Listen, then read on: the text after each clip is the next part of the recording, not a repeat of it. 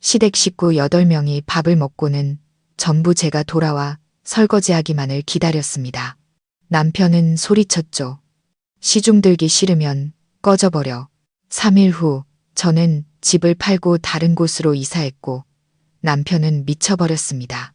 순백의 웨딩드레스를 입고 여왕처럼 화려했던 그날의 계획을 저는 아직도 생생하게 기억합니다.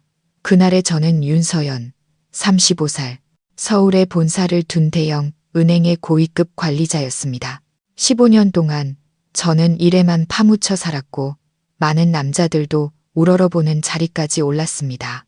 제 손은 수십억 원짜리 계약서에 서명하는 데 익숙했고 제 머리는 손익을 계산하는 숫자에 익숙했습니다. 사람들은 저를 차갑고 결단력 있는 철의 여인이라고 불렀죠. 하지만 그들은 몰랐습니다. 그 강한 껍데기 뒤에 저 역시 따뜻한 가정과 기댈 어깨를 갈망하는 한 명의 여자일 뿐이라는 것을요. 그리고 민준 씨가 나타났습니다. 그는 제 주위의 다른 남자들처럼 부유하거나 지위가 높지 않았습니다. 그는 건설 엔지니어였고 온순하고 과묵했으며 겨울 햇살처럼 따뜻한 미소를 가졌습니다. 그는 저의 강인함을 사랑하지만 오직 자신만이 볼 수 있는 연약함을 지켜주고 싶다고 말했습니다. 저의 철옹성 같던 마음은 그렇게 녹아내렸습니다. 우리는 1년간의 교제 끝에 결혼을 결심했습니다. 제 모든 경력과 피땀을 바쳐 진정한 의미의 보금자리를 만들고 싶었습니다. 저는 수년간 모은 예금, 예전에 살던 오피스텔을 판 돈, 보너스까지 제가 가진 모든 것을 쏟아부어 7억 원을 마련했고 강남에 있는 번듯한 3층짜리 단독주택을 사기로 했습니다. 그 집의 가격은 10억 원이었습니다.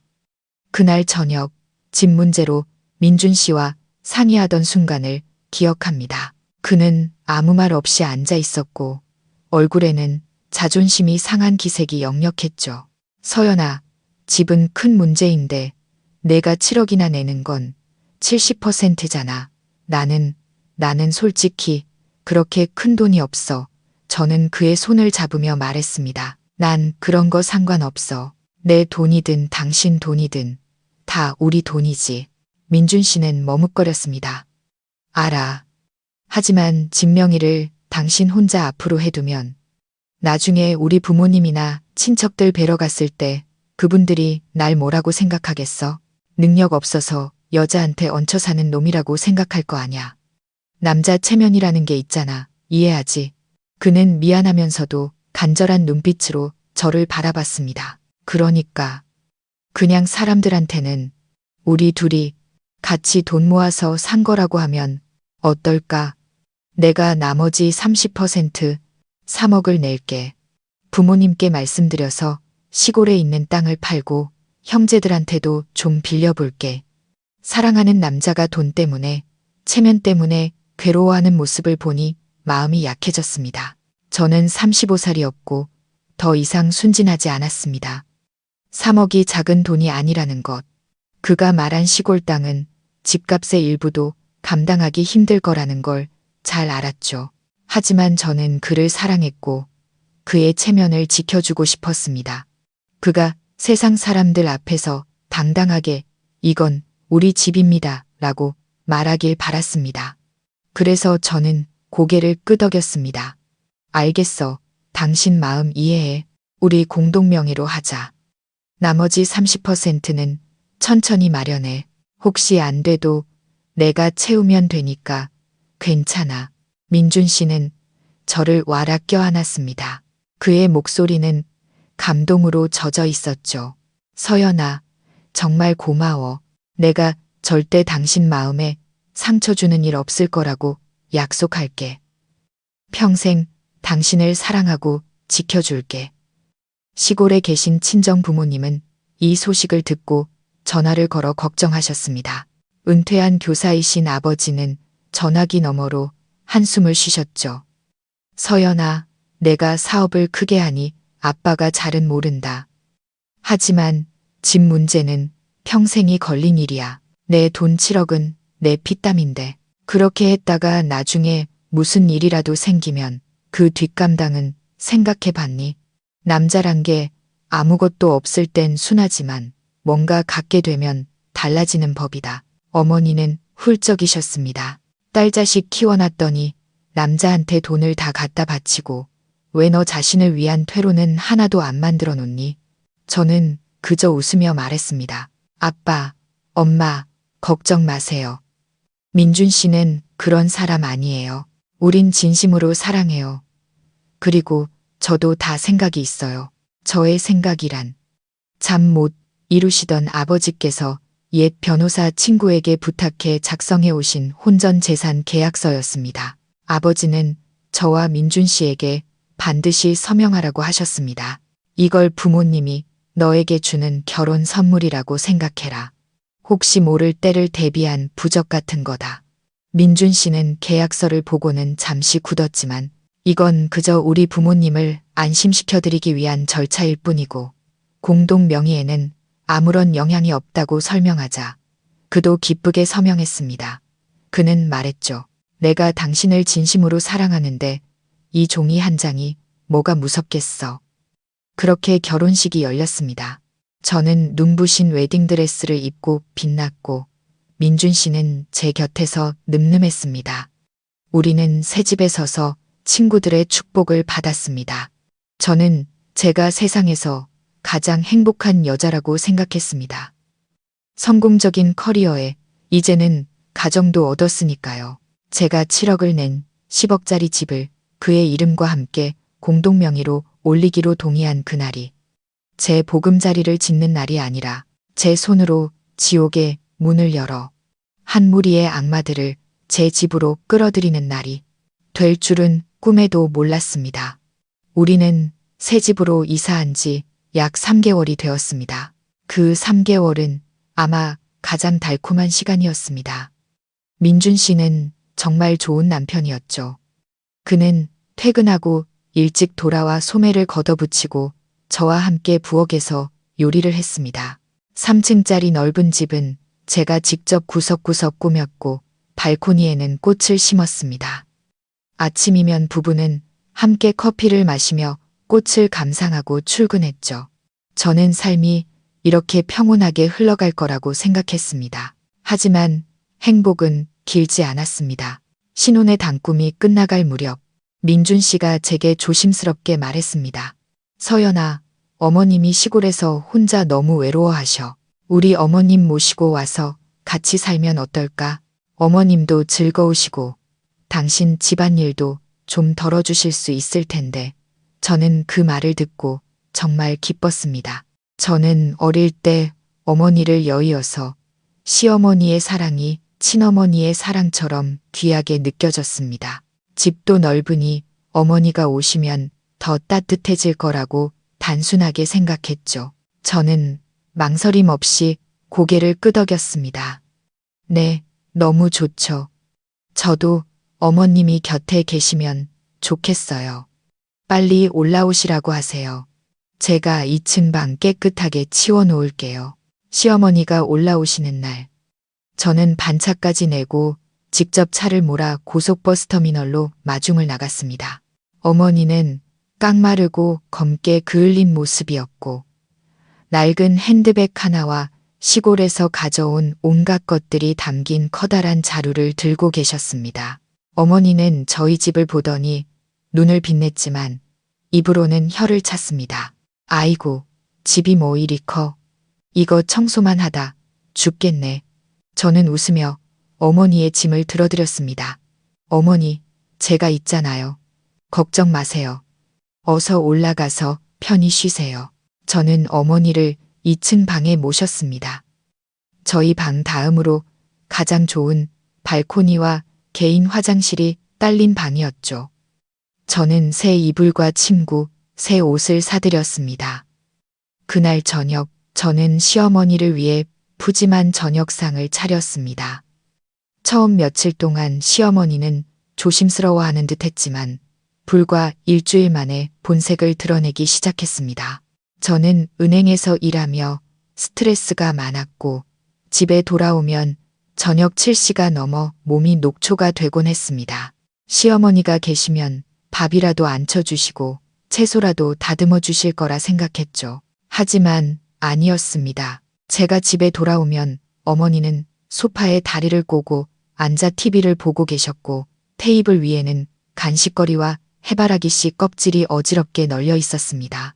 저를 보시고는 인사 한마디 없이 부엌 쪽을 힐끗 보며 퉁명스럽게 말했습니다. 배고파 죽겠네. 도대체 뭘 하느라 이제야 기어들어와. 저는 정신이 번쩍 들었고 피로감이 배가 되었습니다. 화를 꾹 참고 미소를 지으며 말했죠. 네, 오늘 은행에 일이 많아서요. 조금만 기다리세요, 어머니. 금방 밥 차릴게요. 어머니는 입을 삐죽였습니다.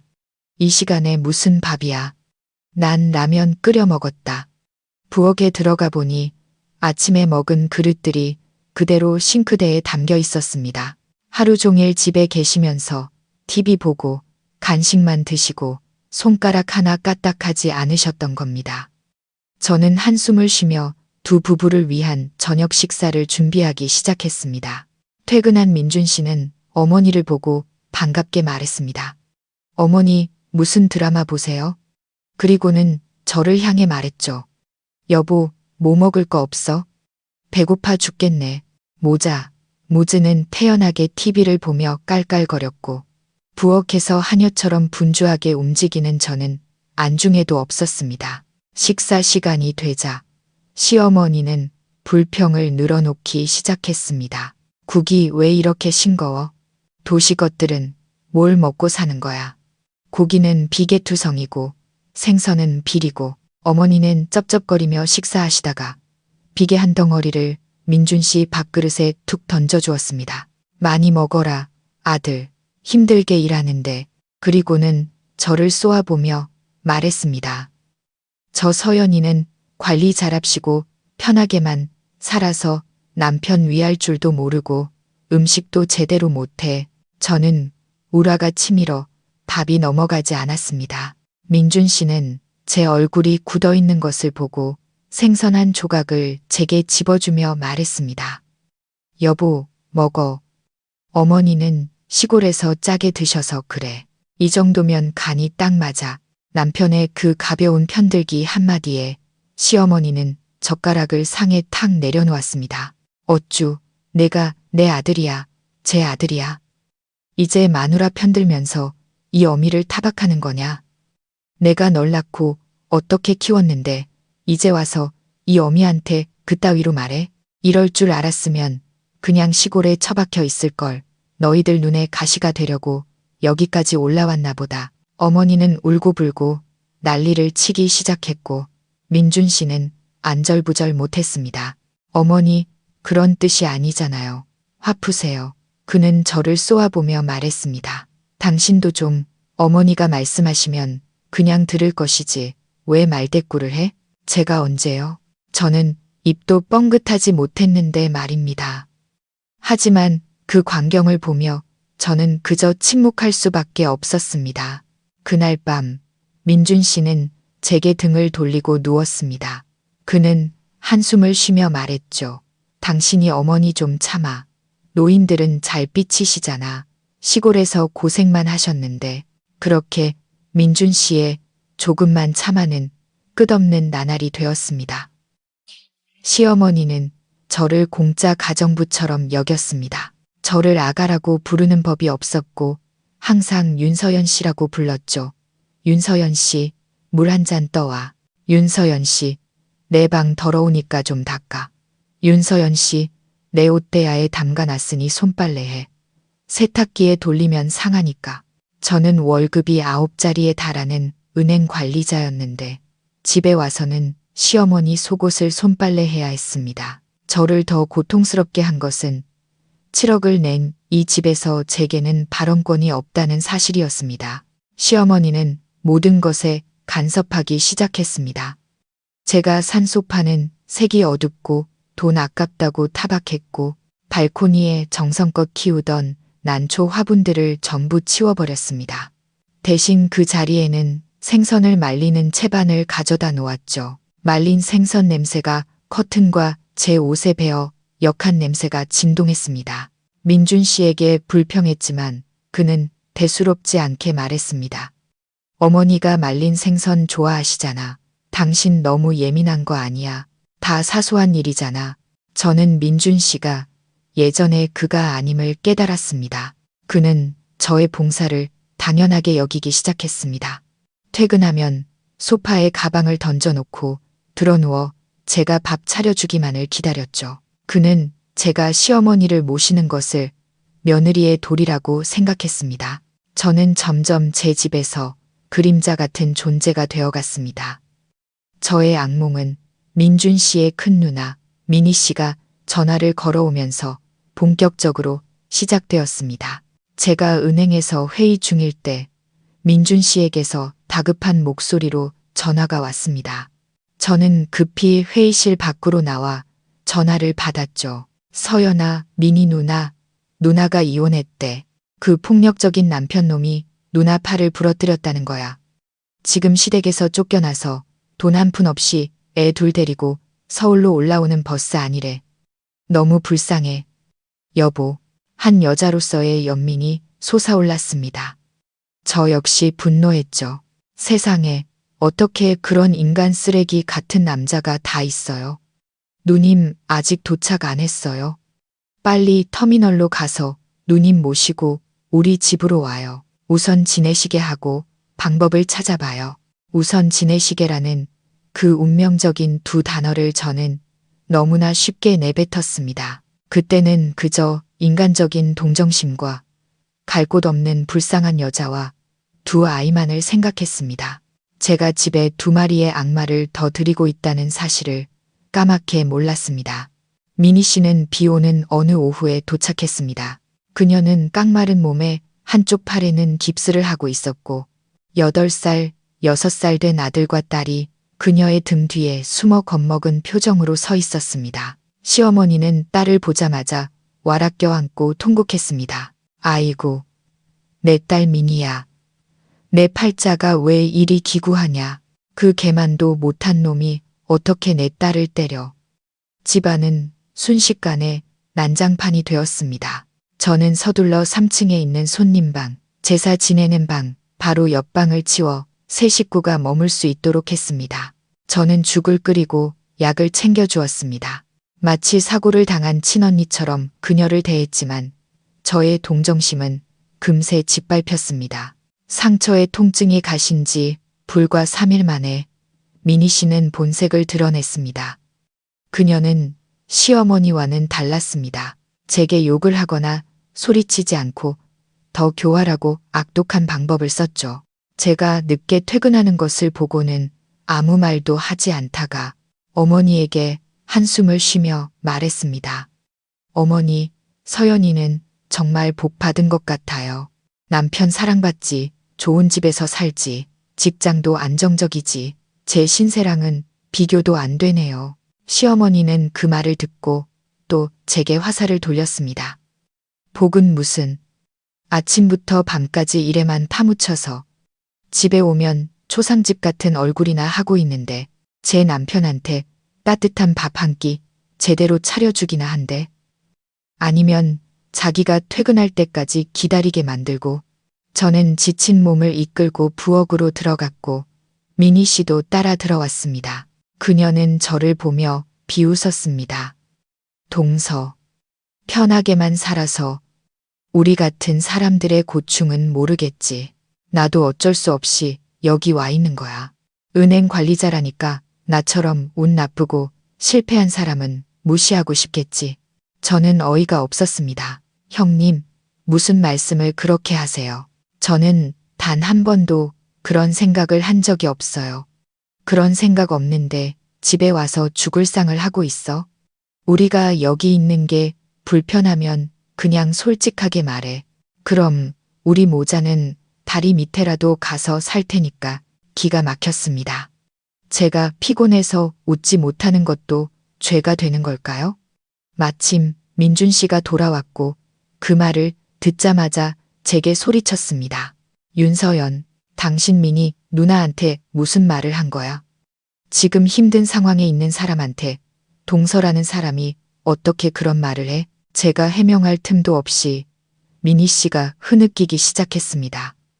민준아, 미안하다. 내가 서연이를 불편하게 했나 봐. 우리 모자는 그냥 갈게. 어디든 가면 되겠지.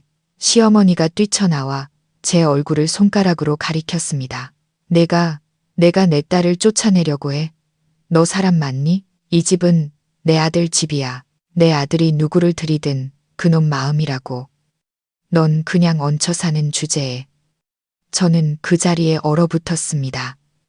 얹혀 사는 주제. 7억을 낸 제 집에서 이제 저는 얹혀 사는 사람이 되었습니다. 저는 민준 씨를 바라보며 공정한 한마디를 기대했습니다. 하지만 민준 씨는 얼굴을 찌푸리며 말했습니다. 당장 들어가서 민희 누나한테 사과해. 한 집 식구끼리 말조심 좀 하지. 억울함이 목구멍까지 차올랐지만 민희 씨의 두 아이가 뛰쳐나와 어른들의 싸움을 겁먹은 눈으로 바라보고 있었습니다. 차마 아이들 앞에서 더는 싸울 수 없어서 저는 고개를 숙였습니다. 죄송해요, 형님. 그런 뜻이 아니었어요. 그냥 계속 계세요.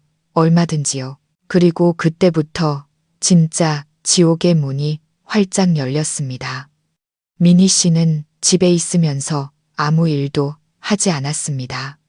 그녀는 자신이 막 이혼했다는 사실을 무슨 특권처럼 여기며 아무것도 하지 않을 권리가 있다고 생각하는 듯 했습니다. 그녀의 두 아이는 시어머니의 오냐오냐 하는 양육 방식 때문에 두 명의 작은 악동이 되었습니다. 아이들은 제 수입 가죽 소파에 낙서를 하고 제가 가장 아끼던 2,000도 자기를 깨뜨렸습니다. 그리고 제 명품 립스틱을 꺼내 거울 전체에 칠해 놓았습니다. 제가 아이들을 야단치자 민희 씨가 즉시 달려와 아이들을 껴안았습니다. 애들한테 왜 그래? 아직 어린애들이 뭘 안다고. 고작 그깟 물건 몇 개가 사람보다 더 중요해? 시어머니도 거들었습니다. 애들이 장난 좀 칠 수도 있지. 물건은 망가지면 새로 사면 그만인데 왜 그렇게 유난이야? 저는 민준 씨를 바라봤습니다. 그는 한숨을 쉬며 말했죠. 여보, 그냥 넘어가. 애들이잖아. 저는 재정적인 부담까지 떠안게 되었습니다. 민준 씨의 월급은 개인 용돈으로 쓰기에도 빠듯했고 집안의 모든 생활비, 즉 전기세, 수도세, 그리고 저와 민준, 시어머니, 민희 씨와 두 아이까지 총 6식구의 식비는 모두 제 몫이었습니다. 민희 씨는 돈 한 푼 없으면서 은근슬쩍 요구하는 데는 선수였습니다. 어머, 저기 가게에 걸린 저 원피스 너무 예쁘다. 애들이 피자 먹고 싶다고 한 지 오래됐네. 그러면 저는 현금 인출기처럼 또 돈을 써야 했습니다. 저는 단순한 며느리가 아니라 제 집에서 후원자가 되어버린 것입니다. 저는 제 인생이 이보다 더 나빠질 수는 없을 거라고 생각했습니다. 한 집에 6명, 퇴근하면 전문 가정부처럼 부엌으로 달려가 6식구의 식사를 준비해야 했습니다. 식사가 끝나면 전쟁터를 방불케 하는 식탁을 치워야 했죠. 그동안 시어머니, 남편, 시누이는 태평하게 소파에 앉아 TV를 봤습니다. 민희 씨는 심지어 제게 심부름까지 시켰습니다. 서연아, 과일 좀 깎아와. 서연아, 어머니 오렌지 주스 한 잔 타드려. 저는 이를 악물고 참았습니다. 제가 이 집안의 기둥이니 이 가정을 위해 버텨야 한다고 스스로를 다독였습니다. 하지만 저는 틀렸습니다. 폭풍은 아직 끝나지 않았습니다. 민희 씨가 온 지 한 달 후 민준 씨의 둘째 누나인 민정 씨에게서 전화가 왔고 시나리오는 똑같이 반복되었습니다. 그녀도 이혼했다고 했습니다. 남편이 도박 빚에 시달렸다는 겁니다. 그녀는 5살짜리 딸 하나를 데리고 전화기 너머로 민준 씨에게 울며 불며 매달렸습니다. 저는 민준 씨가 통화하는 것을 들으며 손발이 후들거렸습니다. 그가 전화를 끊고 저를 바라봤습니다. 미안한 눈빛으로 서연아, 저는 거의 소리를 질렀습니다. 안 돼요. 더는 안 돼요. 이 집은 이제 꽉 찼어요. 민준 씨가 눈살을 찌푸렸습니다. 무슨 소리 하는 거야? 민정 누나야. 내 친누나라고. 누나도 남편한테 쫓겨나서 지금 길바닥에 나앉게 생겼는데 당신은 누나를 길거리에서 헤매게 내버려 둘 수 있어? 방 안에서 듣고 있던 시어머니가 뛰쳐나왔습니다. 뭐, 우리 민정이도 이혼했다고? 아이고, 우리 집 팔자는 왜 이렇게 기구한 거야? 그녀는 저를 향해 눈을 부릅떴습니다. 내가 안 된다고? 네가 무슨 자격으로 안 된다는 거야? 이 집은 내 아들 집이야. 누이들이 어려움에 처했으면 동생이 거두는 게 도리 아니냐? 아니면 네가 우리 아들을 인정머리 없는 놈으로 만들 셈이야. 민희 씨도 거들었습니다. 동서, 정말 이상하네. 민정 언니가 저렇게 힘든데 피를 나눈 가족이잖아. 어떻게 그렇게 이기적일 수가 있어. 저는 저를 둘러싼 세 사람을 보며 실소를 터뜨렸습니다. 이기적이라고요? 제가 이기적이라고요? 이 집 제가 7억 냈어요. 매달 식비, 전기세, 수도세, 그리고 형님 아이들 학원비까지. 누가 내고 있죠?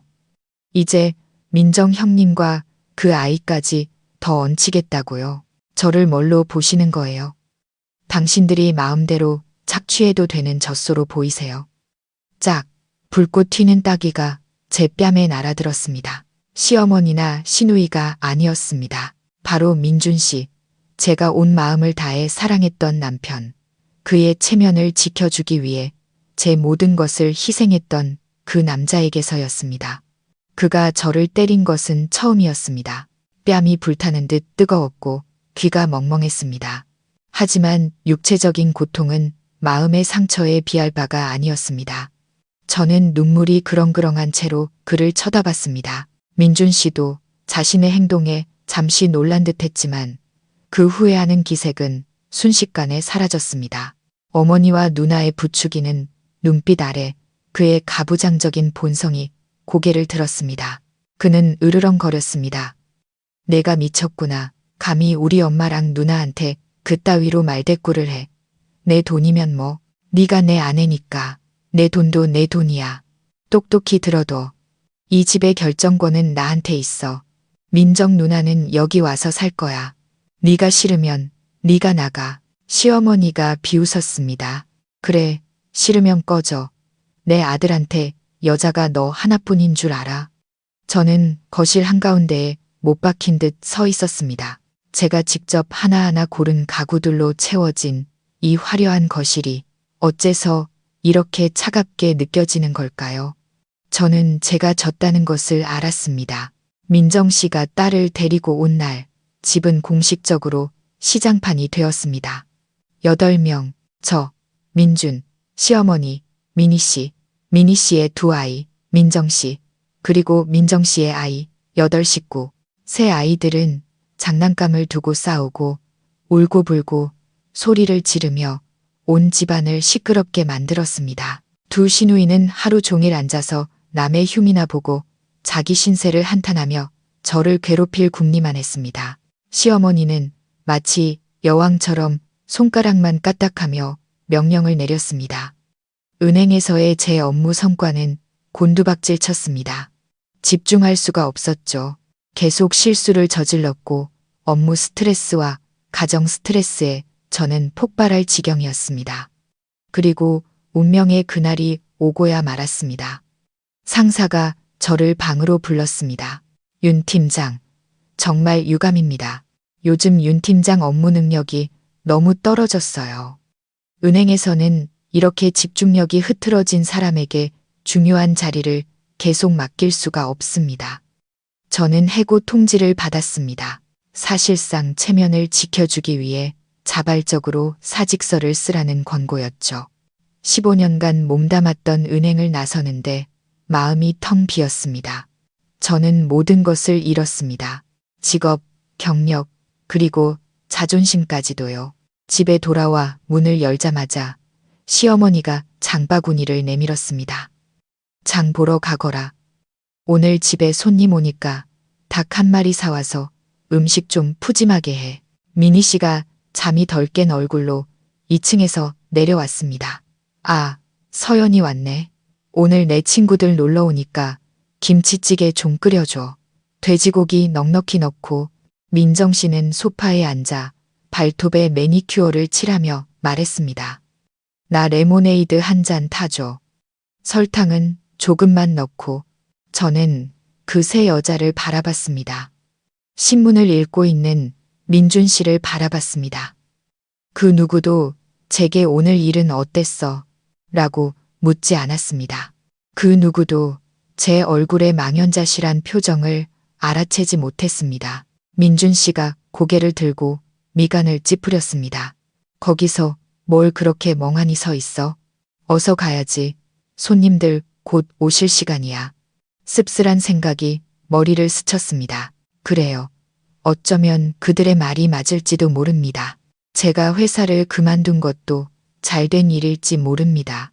저는 더 이상 윤서연 팀장이 아니었습니다.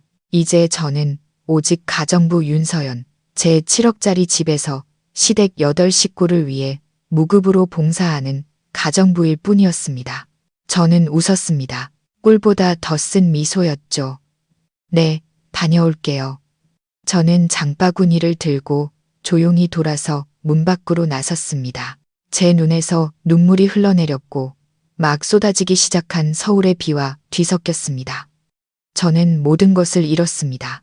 제가 은행에서 정식으로 퇴사한 날, 저는 아무에게도 말하지 않았습니다. 말할 면목도 없었죠. 15년간 정상에 오르기 위해 애썼는데 한순간에 바닥으로 곤두박질 쳤습니다. 고위 관리자였던 저는 이제 실업자가 되었습니다. 저는 제 7억짜리 집으로 돌아와 진정한 의미의 가정부 인생을 시작했습니다. 저는 생각했습니다. 그래, 집에서 살림을 잘 꾸리고 가족들을 잘 돌보면 민준 씨도 내 마음을 알아주고 더 아껴주겠지. 제가 더 이상 그보다 잘 나가지 않고 더 이상 관리자가 아니게 되면 그가 남자로서의 자신감을 되찾고 가정도 평화로워질 거라고 생각했습니다. 하지만 저는 틀렸습니다. 아주 크게 틀렸죠. 제가 퇴사한 것은 시어머니와 시누이들에게 희생이 아니었습니다. 그들에게 그것은 저의 실세를 의미했습니다. 그리고 제가 힘을 잃자 그들은 더욱 기세등등하게 저를 짓밟았습니다. 남편 민준 씨, 그가 변했습니다. 그는 더 이상 제가 집값을 걱정해 주는 것에 미안해하던 온순하고 따뜻한 엔지니어가 아니었습니다. 그는 이제 이 집의 가장이었고 아이 셋을 제외하고 돈을 버는 유일한 남자였습니다. 비록 그의 엔지니어 월급이 이 집의 전기세와 수도세를 감당하기에도 턱없이 부족하다는 것을 저는 잘 알았지만요. 그의 변화는 하루아침에 이루어지지 않았습니다. 그것은 가랑비에 옷 젖듯 서서히 진행된 과정이었습니다. 매일 저녁 식사 후 제가 8 식구가 먹은 산더미 같은 설거지를 허리 아프게 하고 있을 때면 거실에서는 또 다른 시장판이 벌어졌습니다. 저는 시어머니의 쩌렁쩌렁한 목소리를 똑똑히 들을 수 있었죠. 거봐, 내가 말했지. 저 윤서연이라는 애는 편하게만 살아 버릇해서 이제 직장도 잘리고 집에 와서 남편한테 빌부터 사는데도 얼굴은 항상 초상집이야. 내 아들이 자기를 걷어주는 걸 고마워할 줄도 모르고. 미니 씨는 간드러진 목소리로 하지만 독을 품고 거들었습니다. 어머니 말씀이 맞아요. 민준이가 너무 착해서 서연이가 머리 꼭대기까지 기어오르게 놔두는 거예요. 여자가 집에서 살림하는 건 당연한 건데 뭐가 그렇게 힘들다고. 우리도 예전에 시집살이 할 때 눈코 뜰 새 없이 바빴지만 불평 한마디 못했어요. 그런데 서연이는 집에서 여왕처럼 구니 우리가 거꾸로 시중을 들어야 할 판이에요. 이어서 도박꾼 남편과 이혼한 민정 씨가 말했습니다. 자기 분수를 알아야지. 이제 자기는 빌부터 사는 주제잖아. 일도 안 하니 이 집의 모든 건 다 민준이 거라고. 민준이가 온 식구, 아내, 조카들까지 다 먹여 살리는 거니 정말 대단하지. 윤서연은 그걸 알고 민준이의 은혜에 보답하기 위해 어머니와 우리들을 잘 모셔야 해. 저는 부엌에 서서 싱크대 가장자리를 꽉 잡았습니다. 손톱이 살을 파고들었지만 아픔을 느끼지 못했습니다. 빌부터 사는 주제, 민준이의 은혜, 이 집은 제 돈 7억, 제 15년의 청춘이 담긴 곳입니다. 그들은 제 돈 위에 앉아 제가 마지막 남은 예금으로 사온 음식을 먹으며 저를 빌부터 사는 사람이라고 부르고 있었습니다. 그리고 민준 씨, 그는 거기에 앉아 모든 것을 듣고 있었습니다. 처음에는 아마 미안해했을 겁니다. 어머니, 누나들, 그렇게 말하지 마세요. 서연이도 힘들어요. 라고 말하기도 했죠. 하지만 그 독약 같은 말들은 매일 그의 귀에 주입되었습니다. 갑자기 어머니와 누나들에게 하늘 높은 줄 모르고 추앙받으며 기둥, 대단한 남자로 불리게 된 남자. 그의 값싼 남성적 자존심은 부풀어 올랐습니다. 그는 그 말을 믿기 시작했습니다. 그는 그의 아내가 자신의 짐이라고 믿기 시작했습니다. 어느 날 저녁, 저는 너무 피곤해서 허리가 끊어질 것 같았습니다. 저는 그에게 부탁했죠. 민준 씨, 오늘 너무 피곤한데 쓰레기 좀 대신 버려줄 수 있어요? 그는 축구를 보다가 짜증을 냈습니다. 뭐가 피곤해? 하루 종일 집에서 놀면서 한 게 뭐가 있다고 피곤해? 쓰레기 버리는 일 하나도 제대로 못하고 게으름도 정도껏 피워야지. 저는 얼어붙었습니다. 당신 뭐라고 했어요? 내가 틀린 말 했어? 그는 어머니와 누나들이 과일을 깎으며 TV를 보고 있는 거실을 손가락으로 가리켰습니다. 저기 봐. 어머니는 연세 드셨고 누나들은 기구한 팔자야. 당신은 아내고 집에 있으니 온 식구를 시중드는 게 당연하잖아. 고작 그깟 사소한 일 가지고 불평이야. 우리 누나들, 우리 집에 온 손님들이 당신 대신 쓰레기를 버려주길 바라는 거야. 눈물이 핑 돌았습니다. 당신, 어머니랑 누나들은 손님이라고요? 그럼 저는 뭐예요? 저는 하녀예요. 말 한번 잘하네. 민준 씨는 벌떡 일어섰습니다. 얼굴이 붉게 달아올랐죠. 어디서 버릇없이 말대꾸야. 네가 하녀가 아니면 뭔데? 넌 내 아내고 아내는 시댁을 위해야 하는 거야. 넌 집에서 돈 한 푼 못 벌어오고 남편이 벌어다 주는 돈으로 사는 거잖아. 알겠어? 빌부터 사는 여자는 분수를 알아야지. 빌부터 사는 여자. 그 두 단어가 제가 사랑했던 남편의 입에서 직접 나왔습니다. 그것은 제 심장에 똑바로 꽂히는 비수 같았습니다. 저는 그를 위해 제 경력을 희생했습니다. 그가 공동명의로 이름을 올릴 수 있도록 7억을 들여 집을 샀습니다. 이제 그의 눈에 저는 그저 빌부터 사는 존재일 뿐이었습니다. 저는 더 이상 반박하지 않았습니다. 제가 사랑했던 그 남자는 죽었다는 것을 깨달았습니다. 제 앞에 서 있는 사람은 가부장적이고 이기적이며 배은망덕한 악마였습니다. 그는 자신의 가장 가까운 사람들에게 중독되어 제가 더 이상 알아볼 수 없는 괴물로 변해버렸습니다. 저는 조용히 쓰레기 봉투를 들고 밖으로 나갔습니다. 그날 밤, 저는 더 이상 침실에서 자지 않았습니다. 저는 제 옛 서재 바닥에 이불을 깔고 누웠습니다. 스스로에게 되뇌어야 했습니다. 나는 더 이상 아내가 아니다. 나는 빚쟁이다. 내 집에서 빚을 지고 사는 사람이다. 민준 씨에게 빌부터 사는 주제라는 욕을 들은 날부터 저는 제 신세를 깨달았습니다. 저는 더 이상 싸우지 않았습니다. 묵묵히 일만 했습니다. 저의 하루는 새벽 5시에 시작되었습니다. 일찍 일어나 시장에 갔죠. 이 집은 8식구, 한창 먹고 자랄 나이에 아이가 셋. 아이들은 무섭게 먹어댔습니다. 하루 장 보는 데만 100만 원 가까이 들었습니다. 저는 실업급여와 마지막 남은 예금을 꺼냈어야 했습니다. 민준 씨는 제게 돈 한 푼 주지 않았습니다. 그는 자기 월급은 큰 일을 위해 써야 하니 장 보는 것 같은 사소한 일은 제가 알아서 하라고 했죠. 5시 반에 돌아와 아침 식사를 준비했습니다. 여러 가지 메뉴를 만들어야 했죠. 시어머니는 어제 먹은 음식을 드시지 않았고 미니 씨는 다이어트 중이라 닭가슴살만 먹었습니다. 민정 씨는 국수나 쌀국수를 좋아했고 새 아이는 우유와 빵이 있어야 했습니다. 그리고 민준 씨는 갈비찜을 먹어야 했죠. 6시 반에 온 가족을 깨워 아침을 먹였습니다.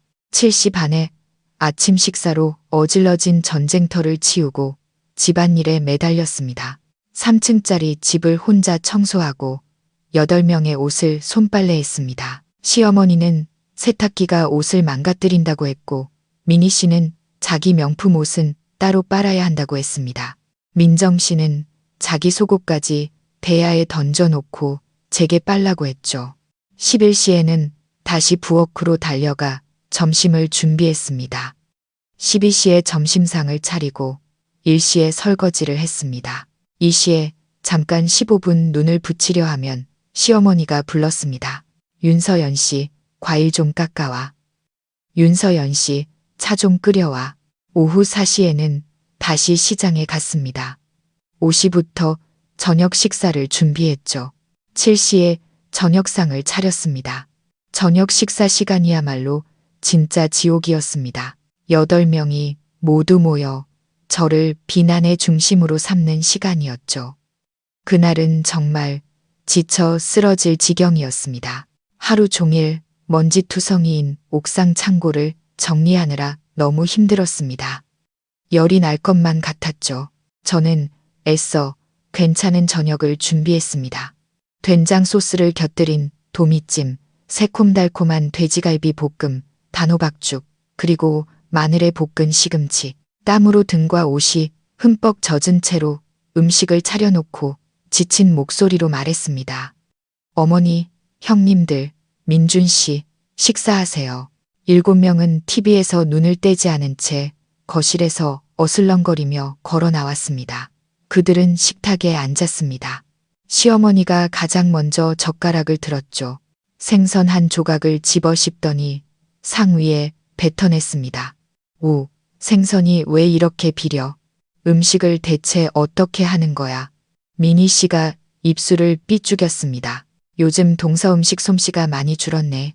집에서 너무 한가하니까 게을러졌나 봐.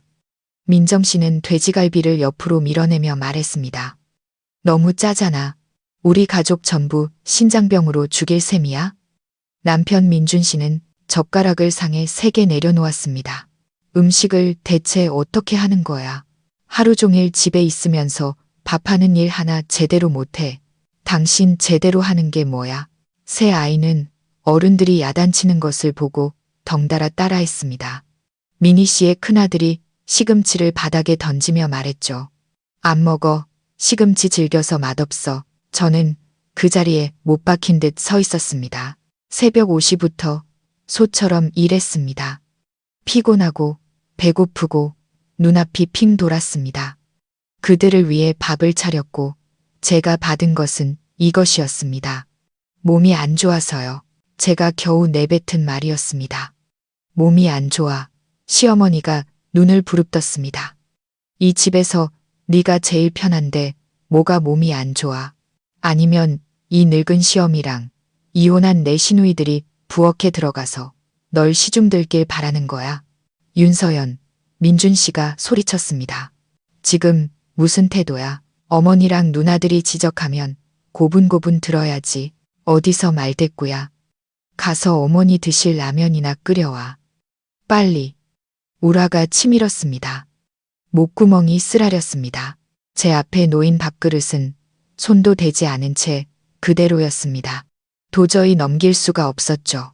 7명, 굶주린 7마리의 악마. 그들은 개걸스럽게 먹어댔습니다.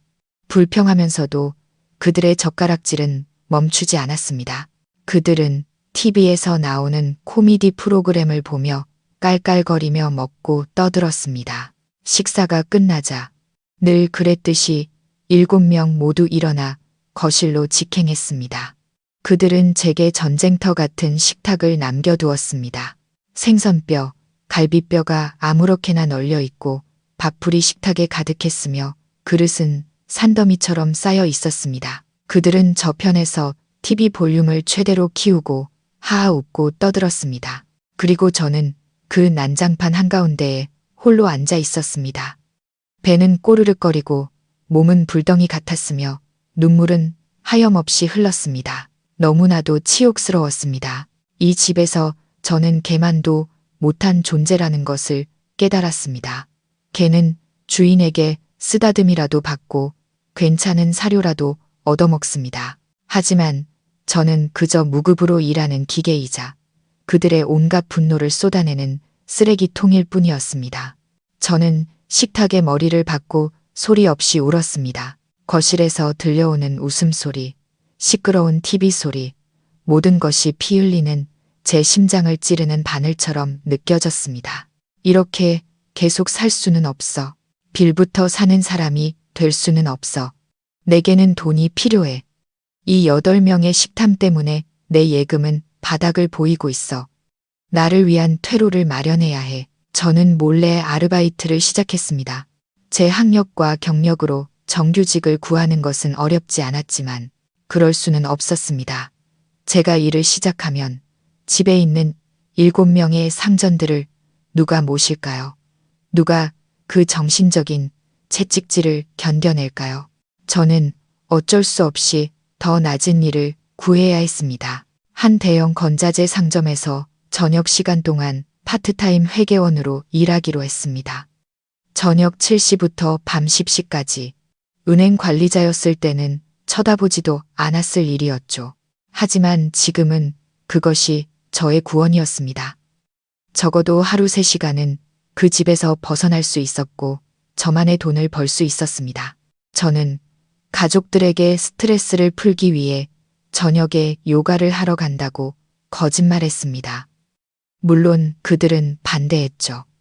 시어머니는 쏘아 붙였습니다. 스트레스는 무슨? 집에서 신선처럼 편하게 지내면서 무슨 스트레스야? 돈 아깝게 집에서 청소나 해. 민준 씨도 투덜거렸습니다. 쓸데없는 짓 하고 있네. 저녁에는 집에 있으면서 밥이나 챙기고 누나들 애들 숙제나 봐줘야지. 어딜 가. 하지만 이번에는 제가 단호했습니다. 이러다 제가 미쳐버릴 것 같아요. 밖에 나가서 바람이라도 캐야 해요. 못 가게 하면 저희 집에서 죽어버릴 거예요. 제가 강하게 나가자 민준 씨는 마지못해 고개를 끄덕였습니다. 가려면 가. 8시까지는 집에 들어와. 저는 저녁 7시 그들의 식사를 챙겨주고 나서 서둘러 옷을 갈아입고 오토바이를 타고 일터로 향했습니다. 3시간의 근무 시간은 비록 복잡한 장부와 까다로운 사장님을 상대해야 했지만 해방감을 느끼게 해주었습니다. 하지만 지옥은 여전히 집에서 저를 기다리고 있었습니다. 그날은 월말이라 가게에서 장부를 마감해야 했고 저는 10시 반까지 남아야 했습니다. 서울에는 비가 억수같이 쏟아졌습니다. 저는 비옷을 챙기지 못했고 낡은 오토바이는 길 한가운데서 시동이 꺼졌습니다. 제 비싼 스쿠터는 민준 씨가 자기가 타야 폼난다며 가져가 버렸거든요. 그는 제게 자신의 낡은 오토바이를 던져주었습니다. 저는 빗속에서 거의 1km를 걸어야 했습니다. 밤 11시 저는 흠뻑 젖은 생쥐꼴로 집에 도착했습니다. 추위에 몸을 떨었고 기진맥진했습니다. 배도 고팠죠. 문을 열고 들어선 순간 눈앞의 광경에 저는 얼어붙었습니다. 거실은 전쟁터였습니다. 과자 봉지, 해바라기 씨 껍질, 맥주 캔이 바닥에 널려 있었고 식탁에는 라면을 끓여 먹은 냄비와 그릇이 쌓여 있었습니다. 그들은 야식으로 라면을 끓여 먹었고 국물, 파, 달걀 껍데기가 사방에 흩어져 있었습니다. 시큼한 냄새가 코를 찔렀습니다. 그리고 그 7명은 소파에 둘러앉아 액션 영화를 보며 시끄럽게 웃고 떠들고 있었습니다. 흠뻑 젖은 제가 들어서는 것을 보고 시어머니가 저를 힐끗 쳐다보며 입술을 삐죽였습니다. 어딜 갔다 이제야 기어들어와? 여자애가 쉽쉽 밤늦게 돌아다니고 미니 씨가 비꼬는 투로 말했습니다. 요가는 무슨 그렇게 늦게까지 해. 웬 놈이랑 놀다 온 거 아니야. 저는 더 이상 버틸 힘이 없었습니다. 제대로 서 있기도 힘들었죠. 저는 그들의 비난을 무시했습니다. 그저 씻고 자고 싶었습니다. 비틀거리며 그들 앞을 지나가려는데 갑자기 민준 씨가 벌떡 일어섰습니다. 그는 맥주 몇 캔을 마셨는지 얼굴이 붉었습니다. 그가 제 앞을 막아섰죠. 어디가? 돌아왔으면 이 집 꼴 안 보여. 그는 쓰레기 더미를 가리켰습니다.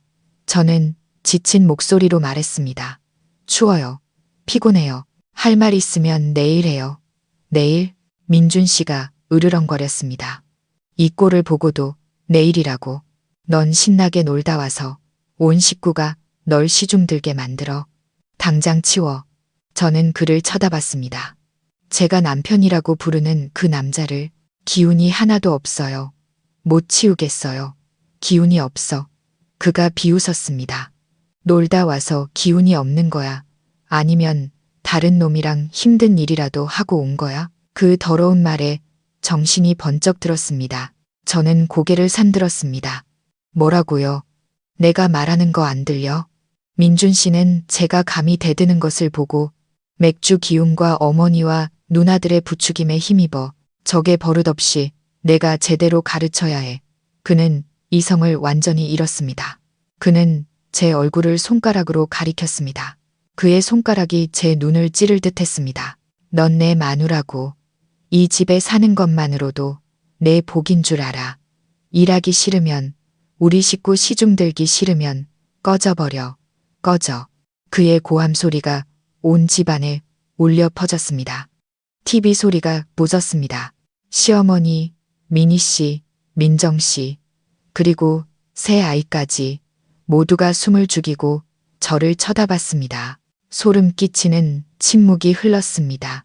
저는 그 자리에 서 있었습니다.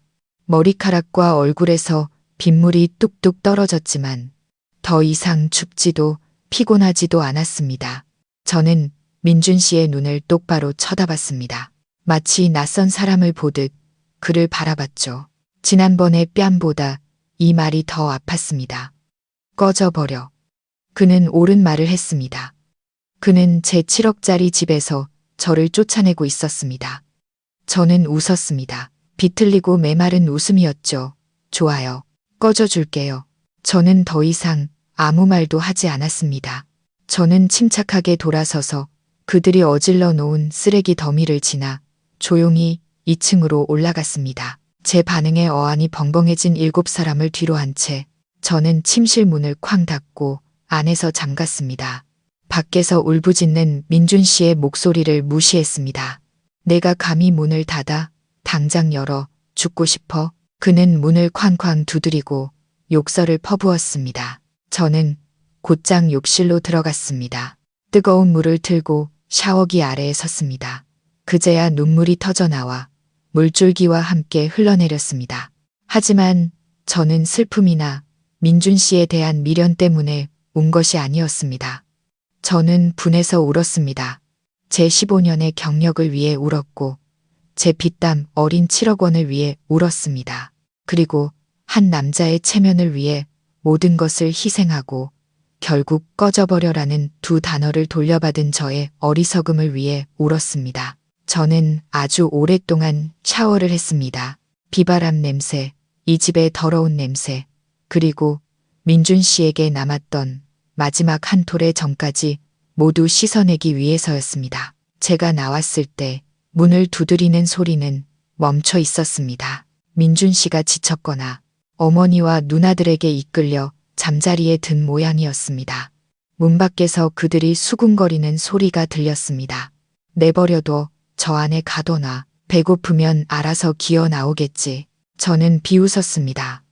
배고프다고. 나는 이제 다시는 배고프지 않을 거야. 저는 방에 불을 켜지 않았습니다. 어둠 속에 앉아 있었죠. 저는 더 이상 어제의 윤서연이 아니었습니다. 묵묵히 인내하던 가정부가 아니었습니다. 민준 씨의 꺼져버려라는 말이 옛날에 저를 죽였습니다.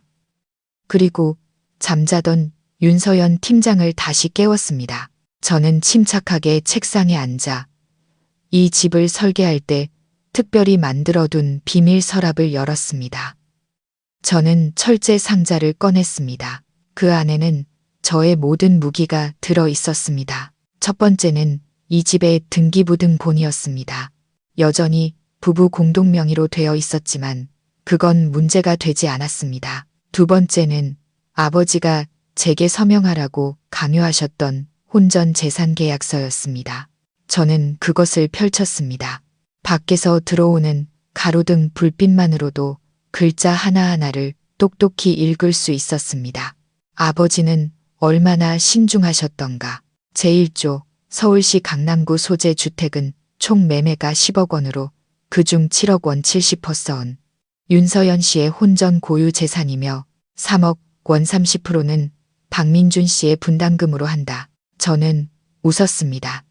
3억 원은커녕 그는 지금까지 이 집에 300만 원도 보태지 않았습니다. 저는 계속 읽었습니다.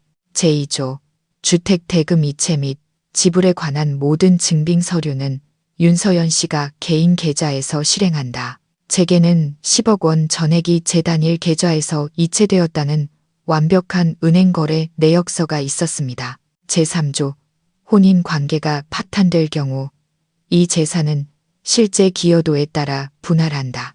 윤서연 씨의 고유 재산은 공동 재산이 있을 경우 분할하기 전에 우선적으로 반환받는다. 다시 말해 이 집은 기본적으로 제 것이고 민준 씨의 몫은 0이었습니다. 하지만 제게는 그뿐만이 아니었습니다. 저는 USB를 꺼냈습니다. 지난 몇 달간 학대당하면서 저는 그저 입 다물고 참기만 한 것이 아니었습니다. 은행 관리자의 머리는 계획 없이 무너지는 것을 허락하지 않았죠. 저는 초소형 녹음기를 구입했습니다. 저는 모든 것을 녹음했습니다. USB를 노트북에 꽂고 헤드폰을 꼈습니다. 집에 있으면 내 아들한테 빌부터 사는 거잖아. 온 식구를 시중 들어야지. 시어머니의 목소리. 요가하러 가는 거야. 남자 만나러 가는 거야. 눈빛이 저렇게 해픈데. 미니 씨의 목소리. 네가 이 집에서 뭔데? 백수 주제에. 민정 씨의 목소리. 그리고 민준 씨의 수많은 목소리들. 넌 내 아내니까 내 돈도 내 돈이야. 시중 들기 싫으면 꺼져버려. 제게 또 뭐가 있었더라. 아, 사진첩. 제가 매일 밤 찍어둔 사진들. 그들이 어질러 놓은 전쟁터 사진.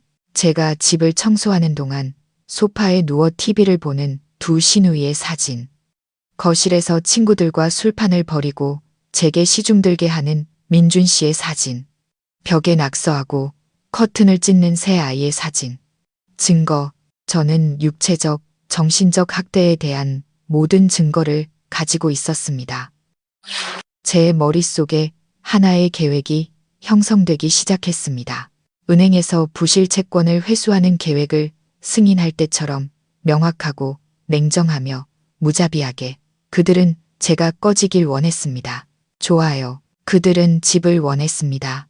그들은 이 집이 반으로 나뉜 거라고 생각했습니다. 집값이 이제 12억까지 올랐으니 자기들이 5억, 아니 6억을 받게 될 거라고 생각했죠.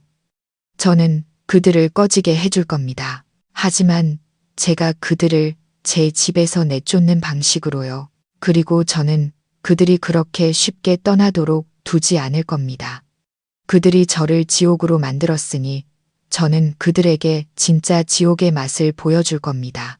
그날 밤 저는 잠들지 않았습니다. 저는 이메일을 작성했습니다. 그 계약서를 작성해 주셨던 아버지의 옛 변호사 친구분께 보내는 이메일이었죠. 변호사님, 저 서연이에요. 변호사님과 아빠가 주신 결혼 선물을 이제 사용해야 할 때가 온 것 같습니다.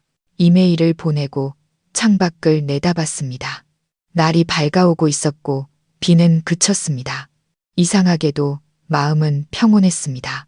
고통은 돌처럼 굳었고 사랑은 죽었습니다. 이제 남은 것은 계산뿐. 윤서연 팀장이 돌아왔고 그녀의 마지막 전쟁을 치를 준비가 되었습니다. 다음 날 아침 저는 방문을 열었습니다. 온 가족이 식탁에 앉아 있었지만 음식은 없었습니다. 어젯밤의 쓰레기 더미는 그대로였죠. 제가 나오자 7쌍의 눈이 저를 뚫어져라 쳐다봤습니다. 그들은 제가 어떻게 나올지 기다리고 있었습니다. 아마 제가 울고불고 애원하거나 적어도 묵묵히 그들이 어질러 놓은 전쟁터를 치울 거라고 생각했겠죠. 저는 심호흡을 한 번 했습니다. 다리를 꼬고 거만하게 앉아있는 민준 씨를 봤습니다. 입술을 삐죽이는 시어머니를 봤습니다. 비웃고 있는 두 시누이를 봤습니다. 저는 미소를 지었습니다. 아주 환한 미소였죠. 좋은 아침이에요. 다들. 온 가족이 경악했습니다. 저의 미소, 평온한 말투는 그들의 모든 예상을 벗어났습니다. 저는 쓰레기 더미는 쳐다보지도 않았습니다. 저는 곧장 부엌으로 들어가 직접 커피 한 잔을 탔습니다. 그리고 여유롭게 발코니로 나가 그네 의자에 앉아 커피를 음미하며 꽃을 감상했습니다. 배고파 죽겠다는 새 아이를 제외한 6명의 입은 신경 쓰지 않았죠. 시어머니가 참지 못하고 소리쳤습니다. 윤서연 씨, 귀 먹었어? 집골이 이 모양인데 안 보여? 아침밥 안 해? 저는 커피를 한 모금 마시고 태연하게 말했습니다. 어머, 어제 민준 씨가 저더러 꺼지라고 하셨잖아요. 어머니. 시중 들기 싫으면 꺼지라면서요. 저 지금 그 사람이 이혼 서류에 도장 찍어주기만 기다리고 있어요. 곧 꺼질 사람이 밥은 해서 뭐해요. 시어머니는 할 말을 잃었습니다. 민준 씨가 벌떡 일어섰습니다. 그는 제가 감히 자신의 말을 이용해 반격할 줄은 몰랐던 겁니다. 그가 제게 달려들려고 했습니다. 저는 휴대폰을 들어 올렸습니다. 화면은 녹음 모드로 켜져 있었습니다. 한 발짝만 더 다가와 봐요. 한 번만 더 때려보시죠. 이번에는 이혼 증거가 아니라 가정폭력 증거가 될 테니까.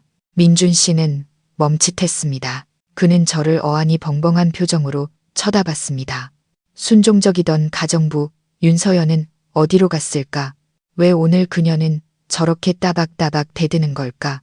저는 비웃었습니다. 온 가족에게 알리죠. 윤서연, 이제 지쳤습니다. 이혼에 동의해요. 법원 판결을 기다리는 동안 저는 더 이상 이 집의 하녀가 아닙니다. 배고픈 사람은 알아서 해먹고 더러운 건 알아서 치우세요. 말을 마치고 저는 일어나 곧장 제 방으로 들어가 문을 잠갔습니다. 아래층에서 들려오는 욕설과 고함 소리는 무시했습니다. 저는 이틀 동안 방에 틀어박혀 있었습니다. 철제 상자에 비축해둔 비스킷과 건빵으로 끼니를 때웠죠. 저는 컴퓨터로만 일했습니다.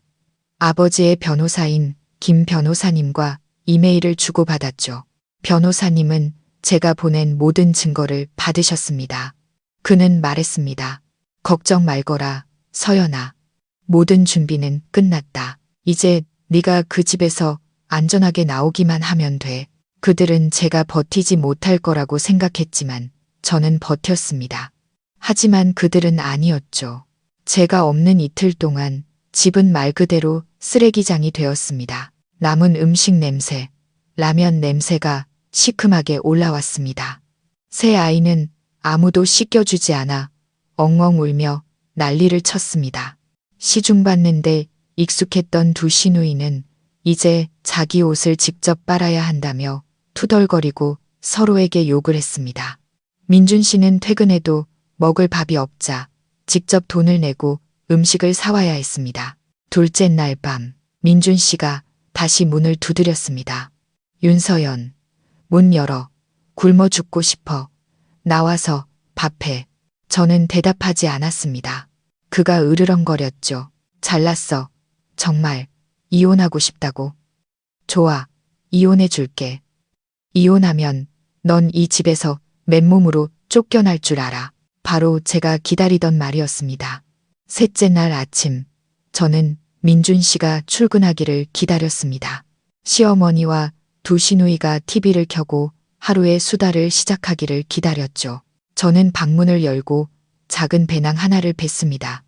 아주 작은 배낭. 그 안에는 모든 서류와 증거, USB, 약간의 현금, 그리고 몇 벌의 가벼운 옷만 들어 있었습니다. 저는 값비싼 것은 아무것도 챙기지 않았습니다. 명품 핸드백 더미, 비싼 옷들은 그냥 내버려뒀죠. 저는 그것보다 훨씬 더 많은 것을 되찾을 수 있다는 것을 알았습니다. 저는 조용히 계단을 내려갔습니다. 드라마에 정신이 팔린 세 여자는 저를 눈치채지 못했습니다. 저는 문을 열고 서울의 공기를 들이마셨습니다. 제 7억짜리 집을 바람처럼 가볍게 빠져나왔습니다. 미리 예약해둔 카카오 택시를 불렀습니다. 차가 움직이기 시작할 때 저는 집을 돌아봤습니다. 안녕, 지옥.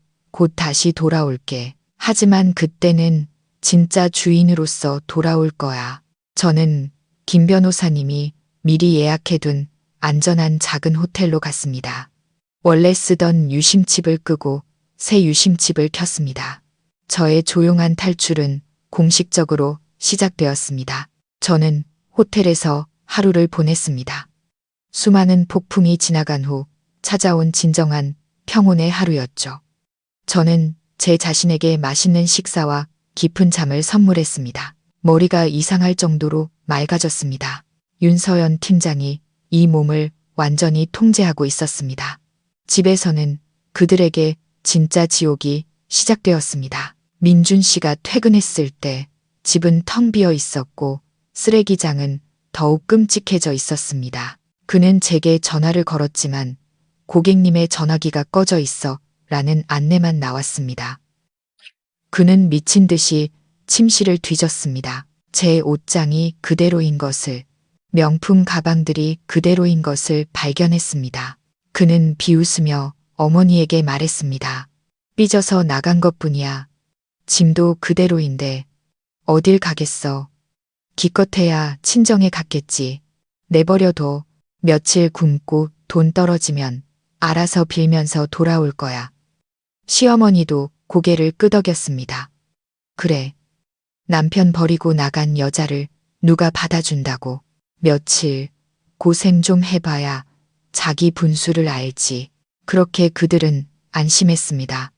제가 그저 토라져서 잠시 자리를 비운 것이라고 생각했죠. 하지만 하루가 지나고 이틀이 지나도 제가 없자 집은 돼지우리처럼 변했고 악취가 진동했습니다. 민준 씨의 옷은 아무도 빨아주거나 다려주지 않았고 밥도 아무도 해주지 않았습니다. 그는 자기 돈으로 7 식구의 음식을 사와야 했습니다. 그는 돈이 아까워지기 시작했습니다. 그는 시골에 계신 제 부모님께 전화를 걸었습니다.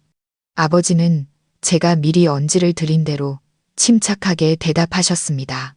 모르겠네. 다 큰 애인데 우리한테도 연락이 없었어. 자네가 남편이면서 어떻게 아내를 집 나가게 만드나. 대체 어떻게 살았기에. 민준 씨는 망신만 당하고 더욱 화가 났습니다. 저는 때가 되었다고 생각하고 새 유심칩으로 옛 친구에게 전화를 걸었습니다. 제가 알기로 그 친구는 분명 민준 씨에게 이 이야기를 무심코 전할 사람이었죠. 저는 울며 말했습니다. 나 너무 힘들어. 남편한테 쫓겨났어. 지금은 옛날 회사 동료네 집에서 신세 지고 있어. 부모님께는 창피해서 차마 못 가겠어. 예상대로 불과 30분 후 제 새 휴대폰이 울렸습니다. 민준 씨의 번호였습니다. 저는 심호흡을 하고 통화 버튼을 눌렀습니다. 일부러 지치고 겁먹은 목소리를 냈죠. 여보세요. 전화기 저편에서 민준 씨의 목소리가 맹수처럼 으르렁거렸습니다.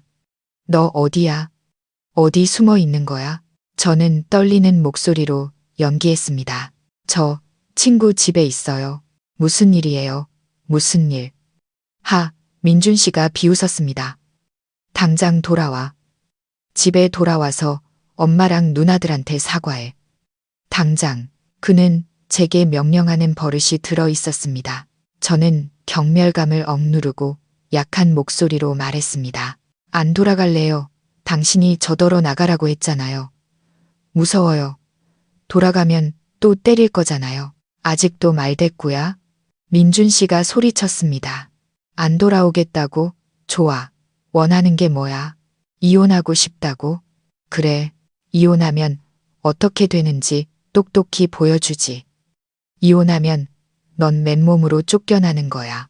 이 집, 내 이름도 올라가 있어. 알겠어? 내가 너 돈 한 푼 못 받고 길바닥에 나앉게 만들어줄게. 구걸이나 하고 살라고. 저는 거의 웃음이 터질 뻔했습니다. 그는 자신이 서명했던 계약서조차 기억하지 못할 만큼 어리석었습니다. 하지만 아니, 연기를 계속해야 했습니다. 당신 뭐라고요? 반반 나눠야죠. 이 집 저도 기여했어요. 기여, 그가 소리쳤습니다.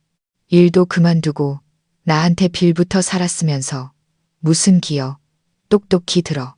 이 집 지금 시세가 12억이야. 네가 안 돌아오면 이혼 소송 걸 거야. 법정에서 나도 내가 돈 냈다고 말할 방법이 있어. 넌 기껏해야 2억 정도 받겠지. 하지만 네가 얌전히 돌아오면 내가 불쌍해서라도 살게는 해줄게. 선택해. 12억. 그가 직접 가격을 매겼군요. 이 숫자는 제가 써먹어야겠습니다. 저는 흐느끼기 시작했습니다. 당신 너무해요. 어떻게 그렇게 정이 없어요. 저 법정 가기 싫어요. 너무 지쳤어요. 민준 씨는 제가 우는 것을 듣고 제가 겁먹었다고 생각했습니다. 그의 목소리는 부드러워졌지만 여전히 거만한 태도는 여전했죠. 겁먹은 줄 알면 됐어. 돌아와. 용서해 줄게. 바로 이거야. 미끼를 물었다. 저는 계속 전화기 너머로 울며 말했습니다. 안 돌아갈래요.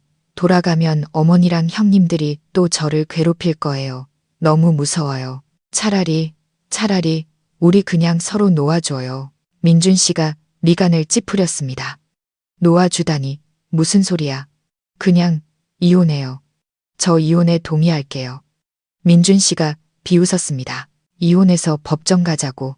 네가 날 이길 수 있을 것 같아? 아니요. 제 목소리는 떨렸습니다. 저 너무 지쳤어요. 더 이상 싸우고 싶지 않아요. 그냥 조용히 살고 싶어요. 차라리 당신이 집값 12억이라고 했죠. 그래. 근데 민준 씨는 돈 냄새를 맡기 시작했습니다. 차라리 그 집 팔아버려요. 저는 절망에 빠진 사람처럼 말했습니다.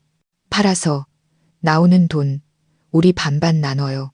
나 6억, 당신 6억, 저는 6억 받아서 어디든 가서 제 앞가림 할게요. 더 이상 당신 필요 없어요. 당신도 저 필요 없잖아요. 우리 그냥 빨리 해결해요. 복잡하게 법정 가지 말고요. 저 법정 가는 거 너무 무서워요. 침묵. 전화기 저편에서 민준 씨가 숨을 헐떡이는 소리가 들렸습니다. 현금 6억. 법정에 갈 필요도 없음. 이 멍청한 윤서연이 법정을 무서워해서 스스로 돈을 바치고 있음. 물론 민준 씨는 바로 믿지 않았습니다. 그는 의심했죠. 너 진심이야? 반반 나누는데 동의한다고? 진심이에요. 저는 흐느꼈습니다. 저 지쳤어요. 그냥 빨리 끝내고 싶어요. 그 집에서 사는 것도 더 이상 못 견디겠어요. 팔아요. 당신은 그 돈으로 어머니랑 누나들 챙겨요. 저는 제 돈으로 제 앞가림 할게요. 우리 그냥 서로 빚 없는 셈 쳐요. 탐욕이 그의 눈을 멀게 했습니다. 먹잇감이 제 발로 입 안으로 들어오고 있었습니다. 법정에서 힘들게 싸울 필요도 있지도 않은 재정증명을 할 필요도 없었습니다. 그냥 집을 팔기만 하면 6억이 생기는 겁니다. 그는 제가 마음을 바꿀까봐 즉시 결정했습니다. 내 말에도 일리가 있네. 젠장, 법정 가면 복잡하지. 팔아, 당장 팔자. 내가 말한 거다. 반반, 6억씩. 저는 훌쩍였습니다. 네, 6억이요. 그럼 당신이 집에서 구매자 찾아봐요. 저는 그 집에 다시 가고 싶지 않아요. 12억에 살 사람 찾으면 서류에 도장 찍으러 나갈게요. 좋아. 그건 내가 알아서 할게. 민준 씨는 전화를 끊었습니다. 그의 목소리는 흥분으로 가득 차 있었습니다. 그는 자신이 제가 쳐놓은 완벽한 덫에 제 발로 걸어 들어왔다는 사실을 몰랐습니다. 저는 전화를 끊었습니다. 제 눈물은 즉시 말랐습니다. 저는 김 변호사님께 전화를 걸었습니다. 변호사님, 미끼를 물었어요. 집 팔아서 6억씩 나누는데 동의했어요. 12억이라는 가격도 자기가 직접 제시했고요. 이제 구매자 연극을 시작해야겠어요. 변호사님. 김 변호사님이 전화기 너머로 웃었습니다. 잘했다, 우리 딸. 역시 은행 임원 출신다운 계획이구나. 걱정 마라. 큰손 고객이 적절한 때에 나타날 거다. 집에서 민준 씨는 어머니와 누나들에게 달려가 자랑했습니다. 어머니, 6억이에요. 윤서연이 저한테 겁먹고 집 팔아서 반반 나누기로 했어요. 저 이제 6억이 생겨요. 온 가족이 기뻐서 소리를 질렀습니다. 저의 지옥이 그들의 천국이 되었습니다. 그들의 부자 꿈이 시작된 것입니다. 민준 씨의 가족은 뜬구름 위를 걷는 듯 살았습니다. 그들은 밥해 줄 사람이 없다는 사실도 잊었습니다. 그들은 환호했고 곧 생길 6억 원을 꿈꾸기 시작했습니다. 시어머니는 선언했습니다. 6억 생기면 시골에 별장 하나 살 거다. 하인 10명은 두고 세계 여행이나 다녀야지. 민희 씨는 계산을 시작했습니다. 민준아, 너 누나한테 1억만 빌려줘. 서울에서 제일 큰 옷가게를 열 거야. 우리 애들은 미국으로 유학 보낼 거고 민정 씨도 뒤지지 않았습니다. 나도 1억. 나 얼굴 싹 뜯어 고칠 거야. 예뻐져서 재벌 남편 만날 거라고. 두고 봐. 민준 씨는 시골뜨기 엔지니어에서 순식간에 6억 부자가 되었습니다. 그는 거만해졌습니다. 그는 큰일을 처리해야 한다며 며칠 동안 회사를 쉬었습니다. 그는 사방에 집을 판다는 광고를 냈습니다. 몇몇 부동산 중개인들이 보러 왔지만 그들은 집이 어지럽고 냄새난다며 고개를 저었습니다. 7명이 청소도 안 하고 살았으니 당연했죠. 그들은 9억, 10억을 불렀습니다. 민준 씨는 단칼에 거절했습니다. 12억, 한 푼도 안 깎아. 그는 초조해지기 시작했습니다. 거의 일주일이 지났지만 6억은 여전히 종이 위에만 있었습니다. 바로 그때 민준 씨의 전화가 울렸습니다. 낯선 번호였습니다. 여보세요. 강남에 집 파시는 박민준 씨 맞으신가요? 아주 전문적인 여성의 목소리였습니다. 네, 맞는데요. 안녕하세요. 저는 고급 부동산 중개 법인 소속입니다. 저희에게 지금 재미교포 큰손 고객이 한 분 계신데요. 그분이 강남에 큰 집을 찾고 계세요. 가격은 상관없고 곧 미국으로 돌아가셔야 해서 빠른 거래를 원하십니다. 사장님 매물을 보고 연락드렸는데 한번 보러 가도 될까요? 민준 씨는 금이라도 발견한 듯 기뻐했습니다. 네, 네. 지금 바로 오세요. 저 집에 있습니다. 30분 후 검은색 벤츠 S클래스가 민준 씨의 집 앞에 멈춰 섰습니다. 시어머니, 두 시누이, 그리고 새 아이까지 창문에 달라붙어 밖을 내다봤습니다. 50대 중반의 한 남자가 내렸습니다. 그는 세련된 회색 정장을 입고 악어 가죽 서류 가방을 들고 선글라스를 끼고 있었습니다. 바로 김 변호사님이었습니다. 그는 완벽하게 변장했습니다. 원래도 풍채가 좋으신 변호사님은 제가 주문해드린 명품 옷까지 입으시니 성공한 사업가와 다를 바 없었습니다. 재미교포 박 사장으로 분한 김 변호사님은 집에 들어서며 얼굴을 찌푸렸습니다. 아이고, 집이 왜 이렇게 지저분해요. 시어머니와 민준 씨가 허둥지둥 말했습니다. 네, 집에 아이들이 많아서요. 금방 치울게요. 됐어요. 박 사장이 손을 저었습니다. 시간 없으니 대충 볼게요. 위치는 괜찮네요. 그는 집을 한 바퀴 둘러봤습니다. 민준 씨와 시어머니는 쩔쩔매며 그를 따라다녔습니다. 박 사장은 위층으로 올라가 고개를 끄덕였습니다. 구조도 좋군. 됐어요. 시간 없으니 가격이나 말해봐요. 얼마요? 민준 씨는 마른 침을 삼켰습니다. 그는 헛소리를 할까봐 두려웠습니다. 네, 12억입니다. 박 사장은 눈 하나 깜짝하지 않았습니다. 김 변호사님은 가방에서 비싼 담배를 꺼내 한 개비를 물었습니다. 12억? 얼마 안 하네. 그 가격이면 괜찮아요. 나는 질질 끄는 거 싫어해서 시간 낭비하기 싫어요. 민준 씨, 시어머니, 민희 씨, 민정 씨, 네 사람의 입이 떡 벌어졌습니다. 그들은 자신들의 귀를 의심했습니다. 12억이 5분도 안 돼서 결정되다니. 박 사장이 말을 이었습니다. 사는데 조건이 있어요. 내가 한국에 있는 날이 3일밖에 안 남았어요. 3일 안에 변호사 사무실에서 계약서 써야 합니다. 나는 질질 끄는 거 싫어요. 계약서 쓰면 계약금 50% 바로 입금해 줄게요. 나머지는 등기 이전할 때 할 수 있겠어요? 네, 됩니다. 네, 됩니다. 민준 씨는 더듬거렸습니다. 그의 온몸이 기쁨으로 떨렸습니다. 좋아요. 박 사장은 제가 준비한 명함을 꺼냈습니다. 박성호, 한미부동산 투자회사 대표라고 적혀 있었죠. 여기요. 3일 뒤 오전 9시에 내 변호사 사무실에서 봅시다. 주소는 여기 있고 등기부 등본이랑 부부 신분증 꼭 챙겨와요.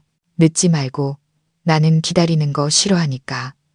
말을 마친 박 사장은 선글라스를 다시 끼고 여유롭게 벤치에 올라타 사라졌습니다. 기쁨에 겨워 굳어버린 7사람을 남겨둔 채 차가 사라지자마자 민준 씨의 가족은 환호성을 질렀습니다. 부자다. 우리 이제 부자야. 시어머니는 민준 씨를 와락 껴안았습니다. 아이고, 내 금쪽 같은 아들. 12억이라니. 그 재미교포 정말 통이 크구나. 우리 아들 정말 대단하다. 민희 씨와 민정 씨는 껑충껑충 뛰며 서로를 껴안고 웃었습니다. 무슨 일인지도 모르는 새 아이도 덩달아 소리를 질렀습니다. 민준 씨는 콧대가 높아졌습니다. 그는 자신이 왕이 된 것 같았죠. 그는 박 사장의 명함을 들고 입을 맞췄습니다. 거봐, 내가 말했잖아. 12억이라고. 그날 밤 온 가족은 잠들지 못했습니다. 그들은 벌써부터 돈을 나누고 있었죠. 시어머니는 민준 씨의 어깨를 주무르며 말했습니다. 네가 6억 받으면 엄마한테 1억만 줘. 시골에 폼나게 제사당이나 하나 짓게. 또 1억은 엄마 노후 자금으로 쓰고 나머지 4억은 네가 사업 자금으로 써. 민희 씨가 다가왔습니다. 민준아, 내 동생.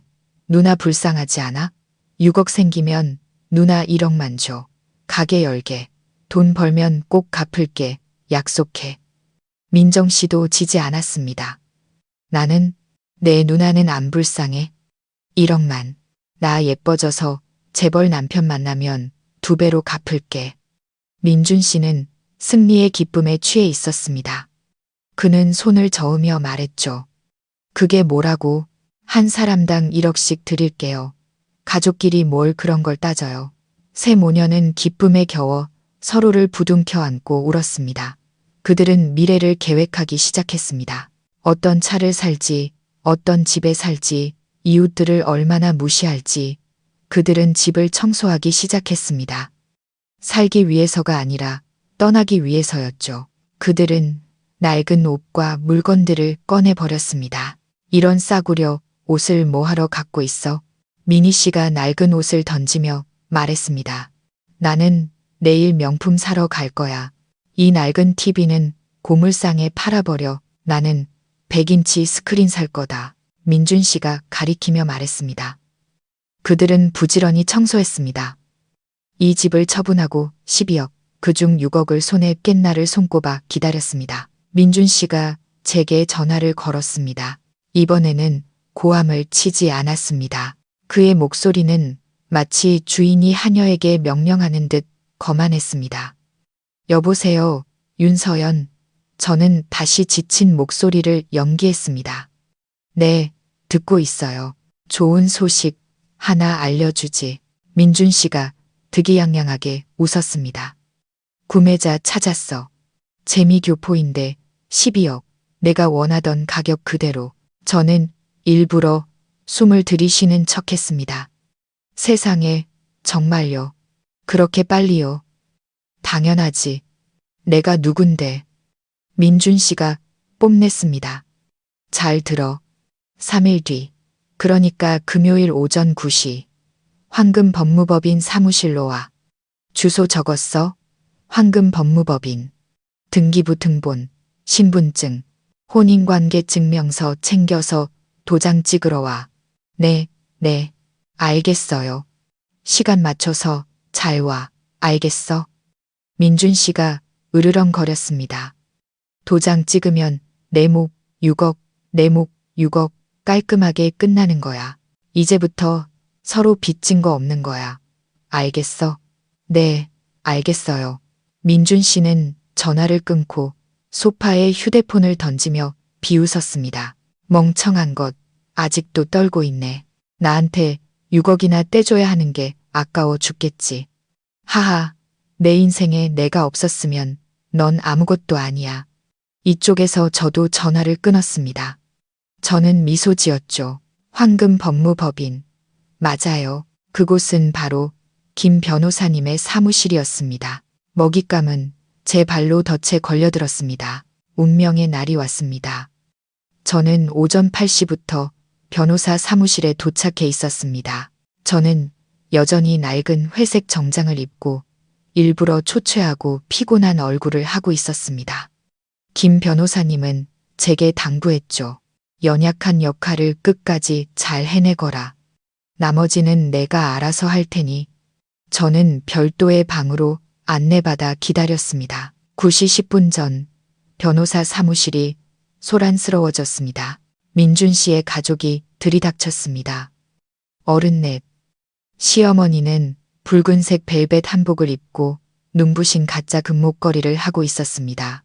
미니 씨와 민정 씨는 진한 화장에 향수를 짙게 뿌리고 있었습니다. 민준 씨는 한껏 멋을 냈습니다. 그는 머리에 젤을 발라 넘기고 유일하게 가지고 있던 정장을 입고 구두를 반짝이게 닦았습니다. 그들은 고개를 빳빳이 들고 마치 너희들은 곧 우리를 모셔야 할 것이다 라는 눈빛으로 사무실을 둘러봤습니다. 그들은 비서의 안내를 받아 큰 회의실로 들어갔습니다. 저는 문틈으로 엿봤습니다. 재미교포 박 사장이 이미 앉아 있었습니다. 하지만 그는 김 변호사님이 아니었습니다. 더 젊고 정장을 입은 다른 남자였습니다. 그는 연극의 마지막을 장식하기 위해 파견된 김 변호사님의 비서였습니다. 민준 씨의 가족이 자리에 앉자 모두의 얼굴에 희색이 만연했습니다. 비서가 박 사장 역할을 하며 미소 지었습니다. 안녕하세요, 박민준 씨. 안녕하십니까, 어르신. 저희 대표님이신 김 변호사님께서 오늘 갑자기 서울에서 회의가 잡히셔서 제게 모든 계약 체결 권한을 위임하셨습니다. 위임장은 여기 있습니다. 시간이 없으니 바로 시작할까요? 네, 좋습니다. 민준 씨가 손을 비볐습니다. 빨리 사인하고 돌아가야죠. 비서가 두꺼운 계약서 뭉치를 민준 씨 앞에 놓았습니다. 네, 주택매매 계약서입니다. 한번 검토해 보시죠. 민준 씨는 페이지를 넘겼지만 온통 글씨뿐이었습니다.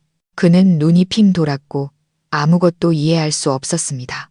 옆에 앉은 시어머니가 재촉했습니다. 뭘 읽어? 법률 용어 투성인데 이해나 하겠어. 12억 맞는지나 물어봐. 민준 씨가 고개를 들었습니다. 저기요. 중요한 건 가격인데 12억 맞죠? 비서가 웃었습니다. 네, 맞습니다. 12억 원정. 일시불 매매입니다.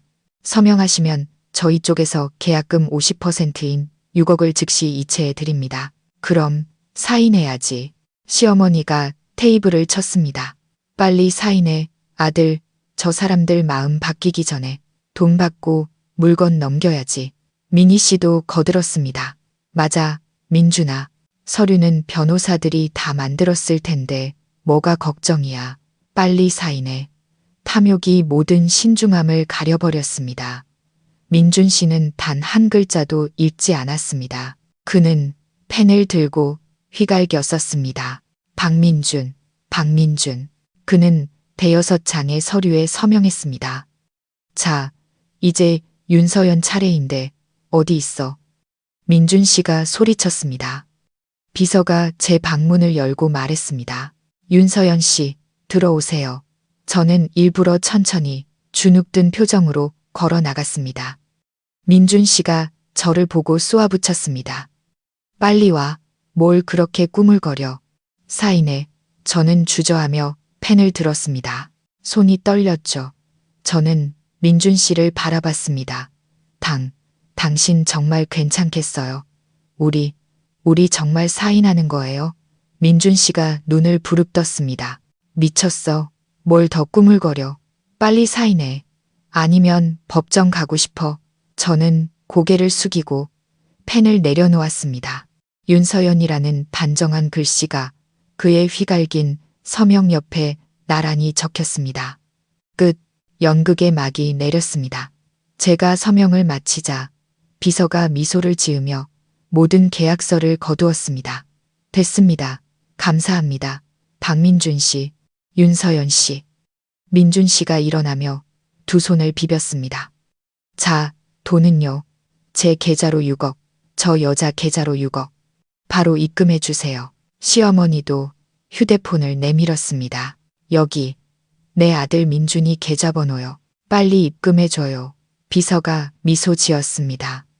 네, 어르신, 잠시만요. 돈은 바로 입금될 겁니다.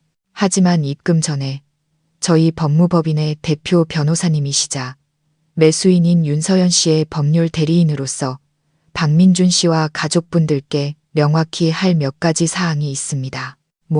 뭐라고요? 민준 씨는 어안이 벙벙했습니다. 대표 변호사? 매수인이 윤서연이라고? 그게 무슨 소리야? 시어머니도 소리쳤습니다. 매수인은 재미교포 박 사장이고 윤서연은 파는 쪽이잖아.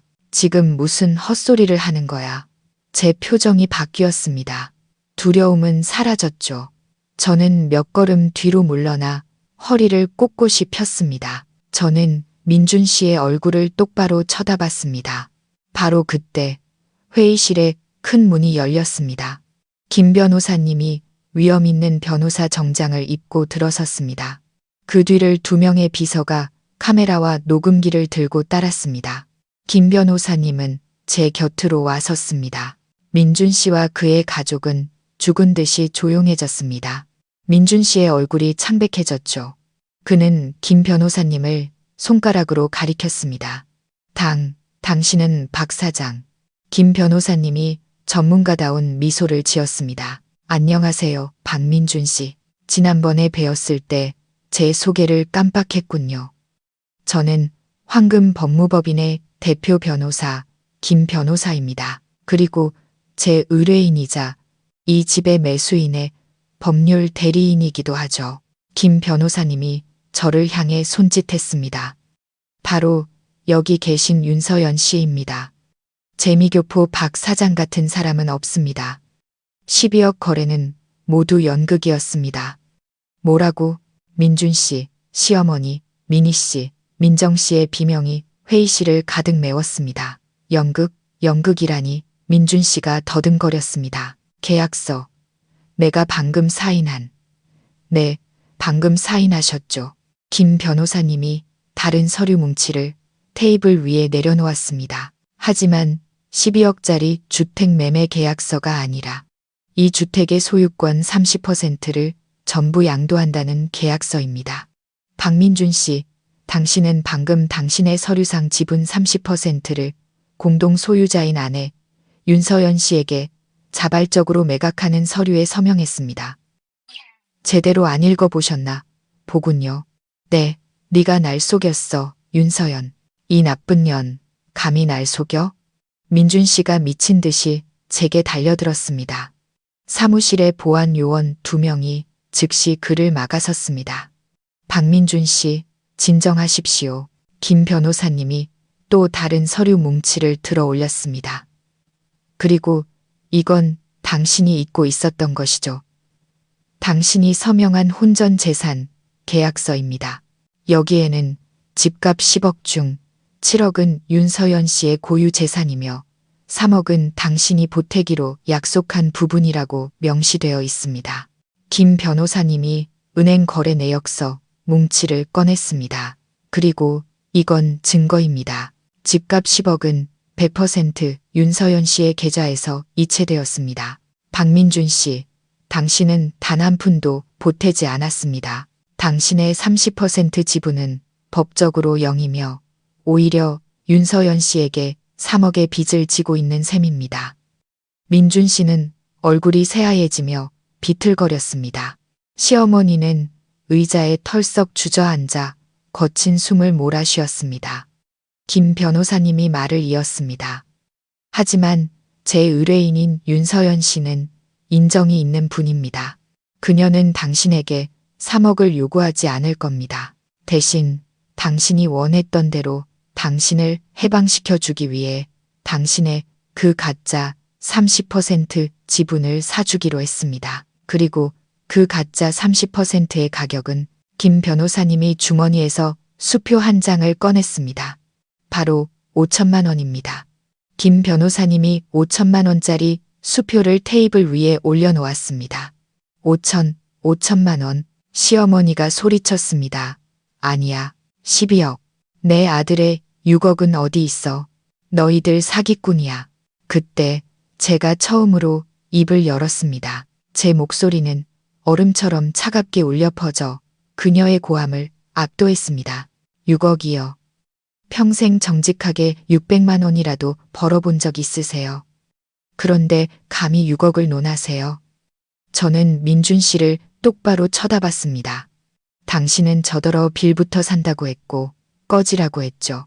당신과 당신 가족은 제 돈으로 살면서 저를 학대했습니다. 시중 들기 싫으면 꺼지라고 했죠. 저는 수표를 손가락으로 가리켰습니다. 좋아요. 이제 제가 당신에게 5천만 원을 주죠. 받아요. 이 5천만 원 받고 제 집에서 꺼지세요.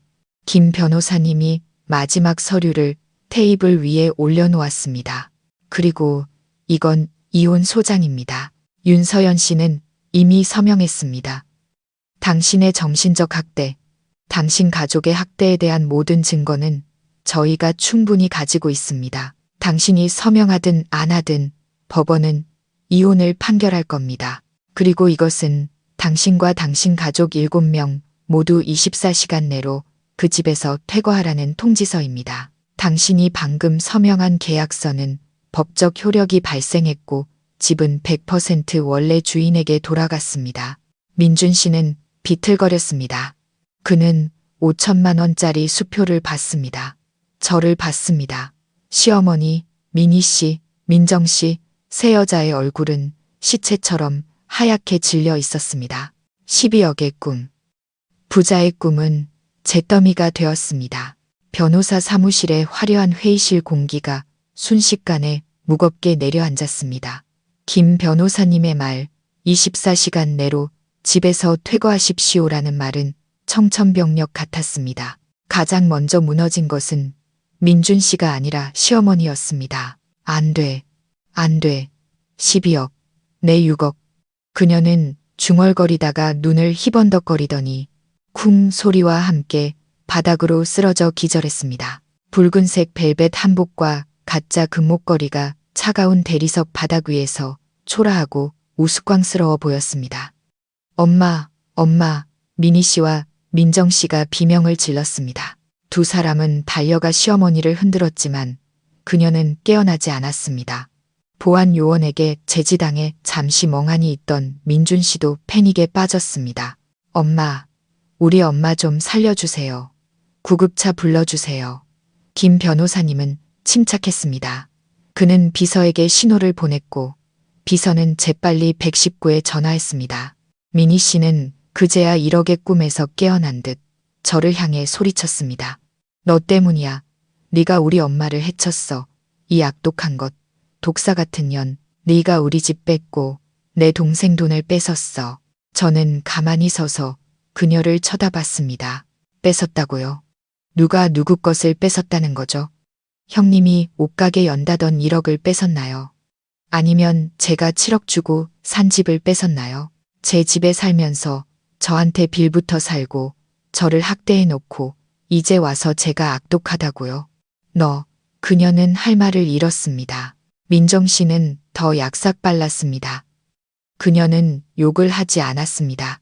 그녀는 제게 기어와 다리를 붙잡고 처절하게 울며 애원했습니다. 서연아, 내가 잘못했어. 제발 우리 가족 좀 용서해줘. 우리 엄마랑 나 집에 좀 살게 해줘. 지금 우리 쫓아내면 우리 어디로 가? 애들은 어떻게? 애들 생각 좀 해줘. 저는 비웃었습니다. 당신들이 저더러 빌부터 사는 주제라고 욕할 때 왜 아무도 생각 안 했죠? 당신 동생의 공돈 1억을 꿈꿀 때 왜 생각 안 했죠? 이제 빈털터리가 되니까 인정에 호소하는 건가요? 저는 그녀의 다리를 뿌리치고 한 걸음 물러섰습니다. 구급차가 도착했고 구급대원들이 들어와 시어머니를 들것에 실었습니다. 다행히 심각한 상태는 아니고 심한 충격으로 인한 실신인 듯 했습니다. 민준 씨가 저를 바라봤습니다. 그의 눈에는 더 이상 분노도 거만함도 없었습니다. 오직 텅 빈 공허함과 극도의 두려움만이 남아 있었습니다. 그는 자신이 방금 무엇을 잃었는지 깨달은 것입니다. 그는 6억을 잃은 것이 아니었습니다. 그 6억은 처음부터 그의 것이 아니었으니까요. 그는 집을 잃었고 남자의 자존심을 잃었고 그리고 한때 자신을 목숨처럼 사랑했던 아내를 잃었습니다.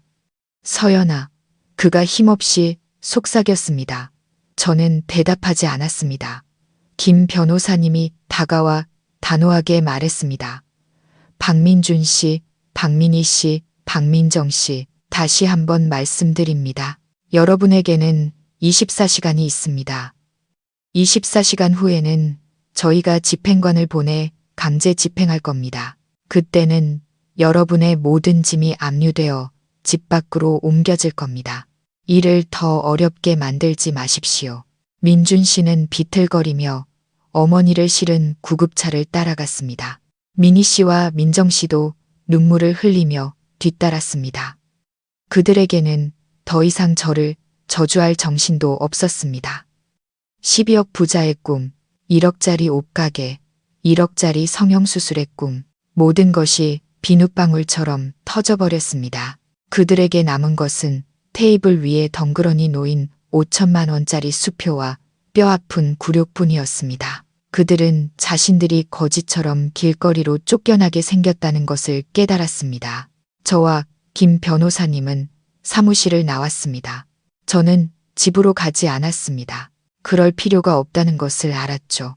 24시간. 저는 그들에게 24시간을 주었습니다. 저는 호텔로 돌아왔습니다. 그날 밤, 저는 잠들지 못했습니다. 이상하게도 기쁘지 않았습니다. 저는 이겼습니다. 판을 뒤집었습니다. 제 것을 모두 되찾았습니다. 하지만 왜 이렇게 마음이 무거울까요? 기절한 시어머니의 모습, 빌며 애원하던 민정 씨의 모습, 그리고 무엇보다 민준 씨의 텅 빈 눈빛.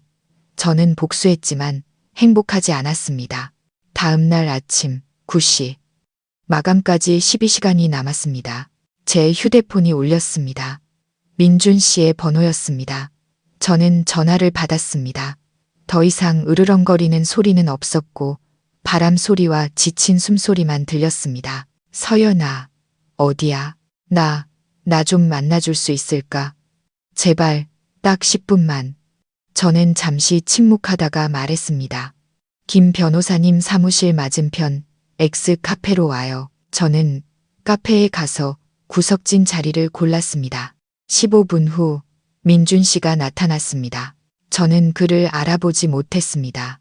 단 하루 만에 어제의 그 뻔뻔하고 멋부리던 남자는 사라지고 대신 초췌하고 머리는 헝클어지고 수염은 덥수룩하며 밤새 잠 못 자 붉게 충혈된 눈을 한 남자가 서 있었습니다. 정장은 구겨져 있었죠. 그는 저를 발견하고 다가오더니 제가 전혀 예상치 못한 행동을 했습니다. 그는 카페 한가운데서 제 앞에 무릎을 꿇었습니다. 서연아, 미안해.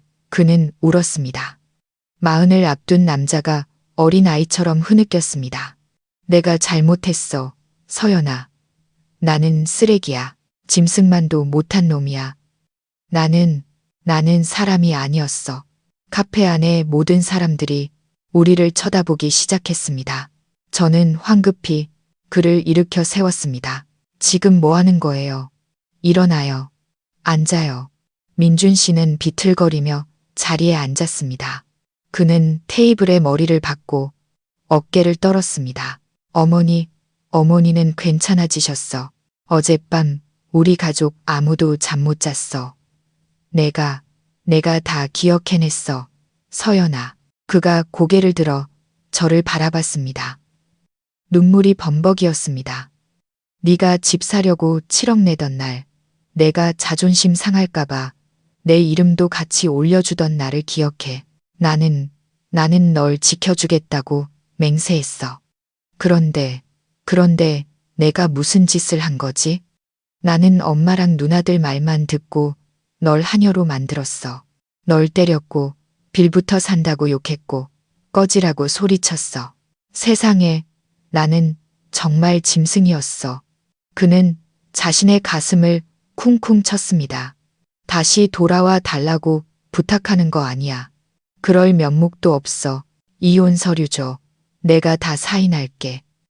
그 5천만 원도 필요 없어. 아무것도 필요 없어. 그는 진심 어린 목소리로 말했습니다. 딱 한 가지만 부탁할게. 서연아, 우리 엄마 길거리에 나앉게만 하지 말아줘.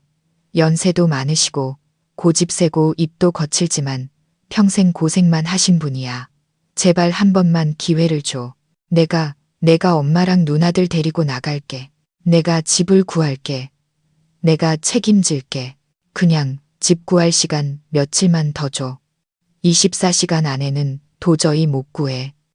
저는 제 앞에 있는 남자를 바라봤습니다. 제 안의 증오심이 눈 녹듯 사라졌습니다. 이 사람이 바로 민준 씨였습니다. 제가 사랑했던 그 온순한 남자. 그는 정신을 차렸습니다. 12억을 잃은 충격, 집을 잃은 충격이 그를 깨운 것입니다. 그는 돈을 구걸하지 않았습니다. 집을 달라고 하지 않았습니다. 그저 용서와 어머니를 위한 시간을 구걸했습니다. 그는 처음으로 자신의 잔인함과 이기심을 깨달았습니다. 저는 가만히 앉아 고개를 숙이고 우는 민준 씨를 바라봤습니다. 저는 한 가지를 깨달았습니다. 복수는 통쾌했습니다. 변호사 사무실에서의 그 순간 정말 통쾌했죠. 하지만 그 후에는 그들이 무너지는 것을 보고 저도 행복하지 않았습니다. 저는 집을 되찾았지만 마음의 평화를 잃었습니다. 아버지는 도망가는 사람은 치지 않는 법이라고 가르치셨습니다. 그들은 잘못했습니다. 하늘이 무너질 만큼 큰 잘못을 저질렀지만 이제 그들은 자신의 잘못을 깨달았습니다. 그 5천만 원 받아요. 제 목소리는 부드러워져 있었습니다. 민준 씨가 고개를 들고 세차게 저었습니다. 아니, 감히 받을 수 없어. 그건 네 돈이야. 내가 주는 거예요. 저는 수표를 그에게 밀었습니다. 당신에게 주는 게 아니에요. 당신 어머니, 두 누나, 그리고 세 아이에게 주는 거예요. 아이들은 죄가 없어요. 이 5천만 원은 제가 세 아이에게 주는 돈이라고 생각해요. 이걸로 자본 삼아서 집도 구하고 아이들을 돌봐요. 민준 씨는 어안이 벙벙했습니다. 그는 자신의 귀를 믿지 못했죠. 저는 말을 이었습니다. 그리고 24시간 안에 쫓아내지 않을게요. 일주일 줄게요. 일주일 동안 짐 정리하고 새 집을 찾아요. 당신 말이 맞아요. 어머니는 연세가 많으시니 차마 당장 길거리로 내몰 수는 없어요. 민준 씨가 떨리는 목소리로 말했습니다. 서연아, 왜 나한테 이렇게 잘해줘? 나는 당신한테 잘해주는 게 아니에요. 제가 말을 끊었습니다.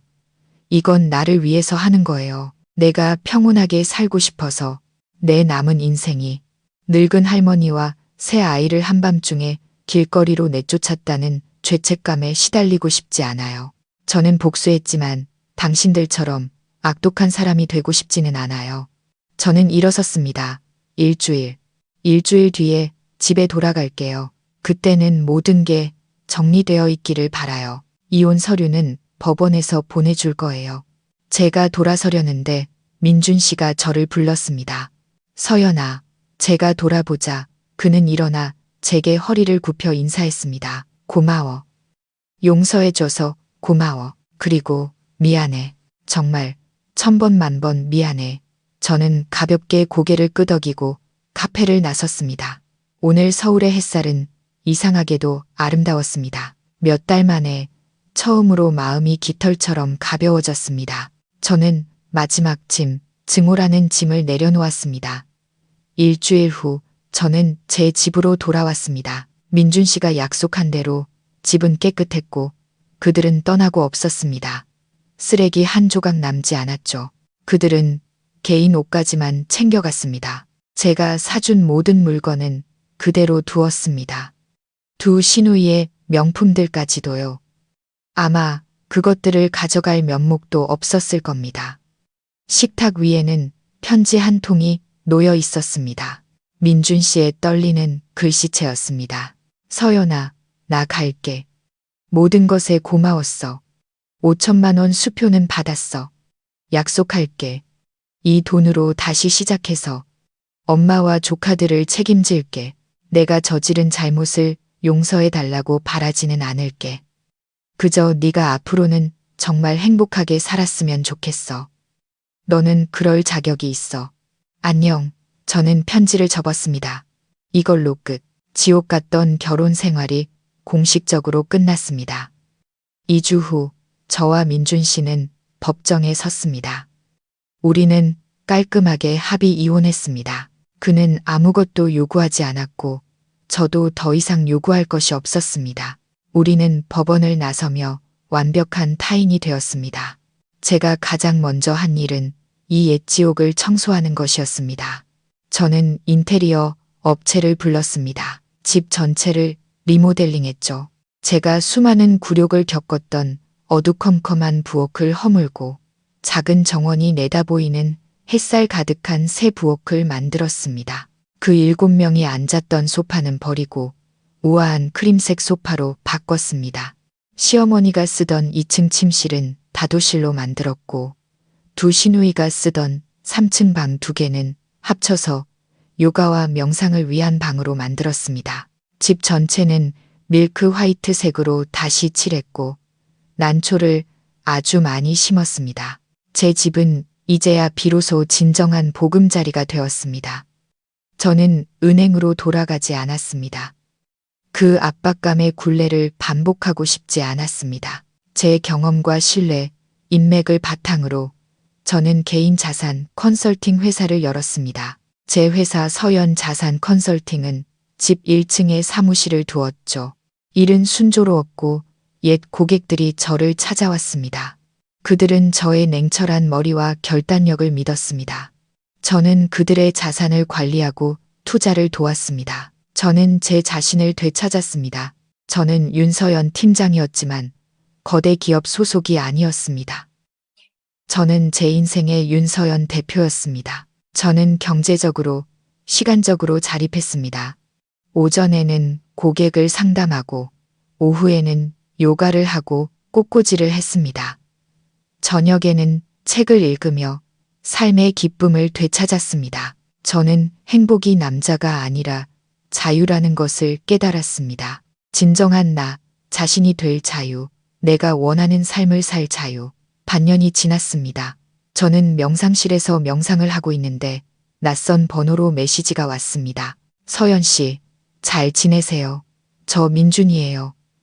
마음은 평온했습니다. 잘 지내요. 당신은요? 저 작은 식당에 있어요. 이거 하나 보내드릴게요. 한번 보세요. 그가 사진 한 장을 보내왔습니다. 사진 속에는 작지만 깨끗한 백반집이 있었습니다. 가게 이름은 엄마의 집밥. 사진 속 민준 씨는 소매를 걷고 테이블을 닦고 있었고 미니 씨는 음식을 나르고 있었습니다. 민정 씨는 계산대에 서 있었고 시어머니는 주방에서 땀을 뻘뻘 흘리면서도 환하게 웃으며 손님에게 국을 퍼주고 있었습니다. 새아이는 학교 후 한쪽 테이블에 앉아 스스로 밥을 먹고 있었습니다. 제 마음이 갑자기 따뜻해졌습니다. 민준 씨의 메시지가 이어졌습니다. 당신이 준 5천만 원. 그걸로 자본금을 마련했어요. 저랑 누나들이 돈을 합쳐서 이 백반집을 열었어요. 이제 어머니가 주방장이신데 음식 솜씨가 아주 좋으세요. 더 이상 누구에게 욕하거나 소리치지 않으세요. 자기 손으로 돈을 버는 게 힘들지만 즐겁다고 하세요. 미니 누나랑 민정 누나도 많이 변했어요. 돈의 소중함을 알고 아이들을 돌볼 줄 알게 됐죠. 아이들도 더 착해져서 엄마 아빠 청소하는 걸 도와줘요. 저희는 근처에 작은 집을 얻었어요. 저녁이면 온 가족이 둘러앉아 밥을 먹는데 피곤하지만 따뜻해요. 오늘 저희 가게가 개업 3개월째인데 흑자로 돌아섰어요. 당신에게 고맙다는 말을 하고 싶어서 연락했어요. 우리를 막다른 길로 몰지 않아줘서 고마워. 우리에게 가장 값비싼 교훈을 줘서 고마워. 그리고 우리에게 다시 시작할 기회를 줘서 고마워. 어머니와 누나들도 고맙다고 전해달래요. 당신에게 너무 미안했다고 용서해달라고요. 저는 메시지를 다 읽고 저도 모르게 눈물이 흘렀습니다. 하지만 이것은 평온의 눈물이었습니다. 저는 답장을 보냈습니다. 축하해요. 당신과 가족 모두 과거는 지나갔어요. 현재와 미래를 위해 잘 살아가세요. 저도 이미 용서했어요. 엄마의 집밥 더 번창하길 바라요. 저는 휴대폰을 껐습니다.